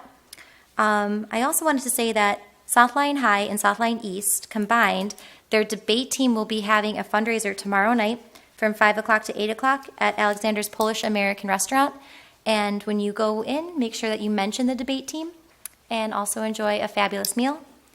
And lastly, there is, in my opinion, the cutest house in South Lyon is right on the corner of 10 Mile and Wells Street, and it's known as the Christmas House, and it's actually a store. So if you get the ability or if you get the chance and have some time, especially this time of year, swing by, check out the goods, do a tour. There's a tour on December 9th. There's tours throughout, I think, the season. I might need to double check that. But check it out. Support local. Thank you and have a good night. Thank you, Mary. Glenn? I was grateful for the great weather that we had for the Thanksgiving weekend. That was really quite a big push in the right direction.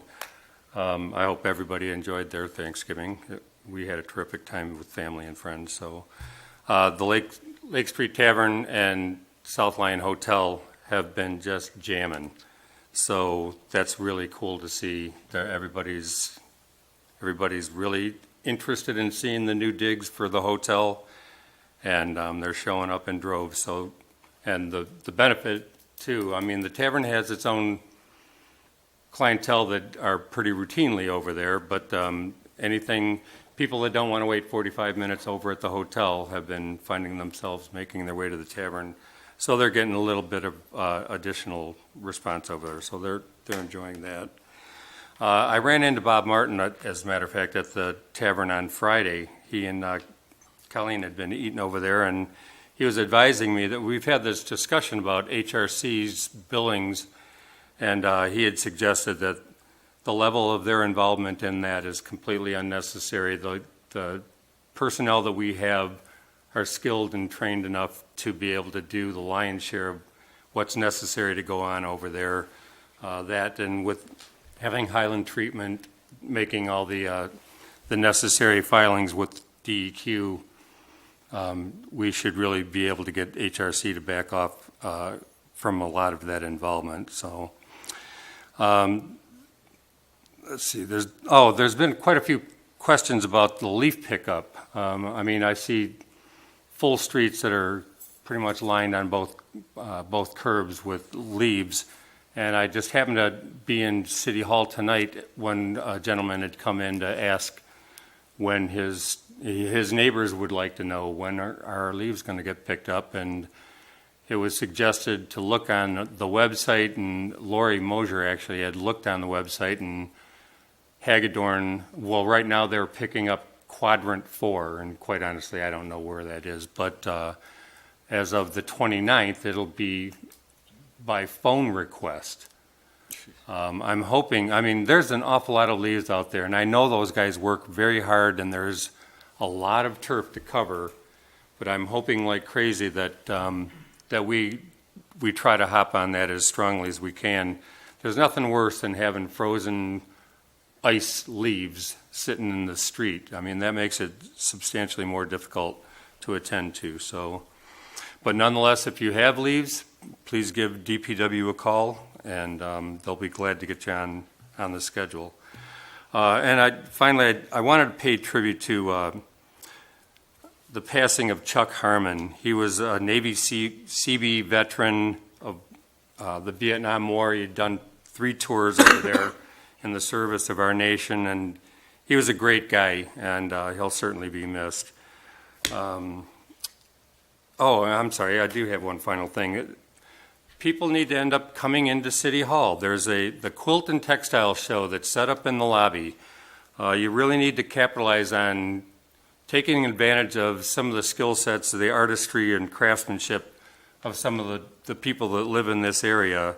It's on display in our lobby here, and the Arts Commission has been really extending themselves to try to make sure that there's interesting things for people to come and see and do. So that's all I had. Thank you. Carl? Yeah, just to mention on the Chuck Harmon, I went to his memorial, or his visitation last night. I couldn't make it to the memorial service today. But it was so interesting. Here's 3 tours of duty with the Seabees, medals on the wall. Here's pictures of him running an M60. Those of you who don't know, that's a large machine gun. An M60 on mounted in a helicopter, flying over the rice paddies. And that was him on it, okay? Very interesting photography that was taken all through his life. And he'll be sorely missed. You couldn't ask for a nicer guy. Yeah. I agree with everything Glenn said. Moving on, okay? Cool Yule preparations. This is a big deal coming up. All hands on deck. Linda and Larry and the rest of the executive staff will be there Saturday all day. They don't start at 5:30 like I slope in. About my time to arrive is about 5:30 to work in the caboose. Anyway, they're there all day. We've been short on personnel. They had to abandon 2 flower beds this year. But the DPW went over it, and you can't even tell there was a tree there. Right there in the west end. We're still 3 people short on personnel for the gingerbread house, to the best of my knowledge, my last contact. I'm just letting you know, and hope they've got enough people, because we got more events for the traffic, okay? Traffic control out there and direction and such. Anyway, moving on. Thank you.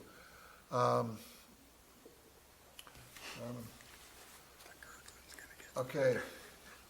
I would hope we could encourage our Lyon Township friends to put up a marker stating you have just entered Lyon Township, or something to that effect, right on the edge of the property line for Quail Run, where they've built the new Tim Hortons. And I wish them the very best. It's a beautiful looking place. But I'd like some clarification on the zoning. It's my understanding that they're going to build residential houses in a R1 housing in back of the place on a B1, B3 frontage. That's totally illegal in the city limits, and they're doing it on our property line. I would like a clarification on that, if that's possible. Tim, maybe you could look into that. But that's where Tim Hortons is coming in, okay? I just thought I'd mention that. I'd like to see a sign that says, entering Lyon Township. People, I hope someone takes my place at that podium. I don't see an audience tonight. It's not too difficult to find good things to say every 2 weeks or so. If you just get around and look at a few things and ask a few people, talk nicely, they'll be glad to tell you what's going on, okay? And what they need, what the victories are. And that's what I was brought to the podium up there, was a victory. I seldom ever, even questionable, made something that was a controversial subject. It's easy to do if you just give it a try. I hope somebody does it, okay? Next item is Ladies' Night Out. I went there. It was a success. It's a good thing we got women running the stores all over town. If you left it up to the men, the place would be a ghost town, okay? That's all there is to it. It'd be flat, okay? Now, the next one is a controversial subject here. This is going to blow the lid. Tim, heads up, coming your way, as I've said. Okay, people, the tube mill has changed ownership, okay? They're not owned by Omni anymore, okay? As a result of coming out of the bankruptcy, they've changed ownership, and they are now owned by an outfit called JJB, I believe it is, JJD Capital Management, okay? But, and the name of the place is changed from MST to Specialty Steelworks Incorporated. But you'll still see it on the website as MST for a while. Anyway, I'd like to know what the principal owners of this corporation are. Are these guys incorporated in the state of Delaware like we were? Or are they incorporated in the Cayman Islands? This is a finance company, and this was a hostile takeover. And I'm not satisfied. And I know we're all interested in transparency. Well, I'm passing this on to Tim and on to Maggie, and Lynn isn't here. But I don't call this transparency, and there's only 2 people in the audience, 3 people. I do not call this transparency again, okay? This is a sham. Let you know with that place, the union contract was in place before this final came out, and it's all approved. Various vendors around town have been getting their big checks, 600, 700, several thousands of dollars from Omni, okay, for the period of time and the money that was owed them up to 2016, when the checks were all cut off. I'm wondering if the city got its money. Everybody got paid. They did? Everybody. Well, the checks have come out from, that's worth noting in this community. Okay. Questions that remain about the whole matter. Okay, Tim, here we go. In 2013, when we granted a tax abatement to last for 12 years for what was supposed to be a $20 million expansion on their part, why did someone borrow $80 million on the deal? Okay, instead of the necessary amount, who did that? Was it the finance offices for the corporation in Ohio, or was it the Omni headquarters in Miami, Florida? Okay, I think we'd like to know. Okay? Why did they default on the first interest payment to triggering the bankruptcy? Okay, was this planned? Did they plan a criminal act? Okay, to throw the factories into bankruptcy and then pull out? I hope the city got its money. I hope everybody did. Tim, it's my request that you file a motion for discovery with Oakland County Circuit Court, and you may have to go to federal court, through your company, Johnson, Rossetti, and Jojo, to get a motion of discovery for a crime. Okay, and an explanation of, for instance, what about FOIA disclosure, okay? Where is it, okay? Are we entitled to it? What about every employee that ever worked there? Okay, the offspring, our clerk here, myself, that had fathers and grandfathers that worked there. Okay, the people that are retired that still live in this town. They're spending their retirement in this town. They'd like to know what the deal really was. Okay? And anyway, I would like you to consider seriously making a motion for discovery at the circuit court level. Maggie, do you have any thoughts on the matter? Please, was this bankruptcy planned? I have bankruptcy documents from their filing that I can share. I think it all should be disclosed. All right, Carl. It's all public record. Thank you. Part of the bankruptcy fund. Thank you, Tim. Maggie? Thank you, Mr. Mayor. First of all, what I want to do is once again iterate my concern about MERS. I've been talking about MERS and legacy costs with respect to the city's budget for over a year and a half. I try to bring in articles and include them in the minutes that I've been picking up. I have been talking to individuals out there, third parties, so I've been spending the time really trying to get a hold of this and how important it is for the city to get these issues under control. I will again state I'm extremely disappointed that we are not discussing that issue tonight. I can understand the issue of not moving forward and having lots of decisions with respect to resolving MERS. It's the employees that concerns me at this point. It's just not fair to them, and I think somehow we just have to start managing a little bit more professionally. Next, what I want to say is I had a fabulous Thanksgiving. Saw tons of people that I know from South Lyon, almost everywhere. If it wasn't downtown, it was in a restaurant, it was in a watering hole, it was over shopping, it was everywhere. And every person I spoke to had the same comment. Oh my gosh, how great the downtown looks.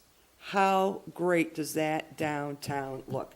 That comment just came out strong all weekend long. And if you travel on Pontiac Trail and head north and start at the historical village and you see all those Christmas trees with the lights on at night and you travel to our downtown, we have to get somebody in here and paint this because it is just Norman Rockwell all over.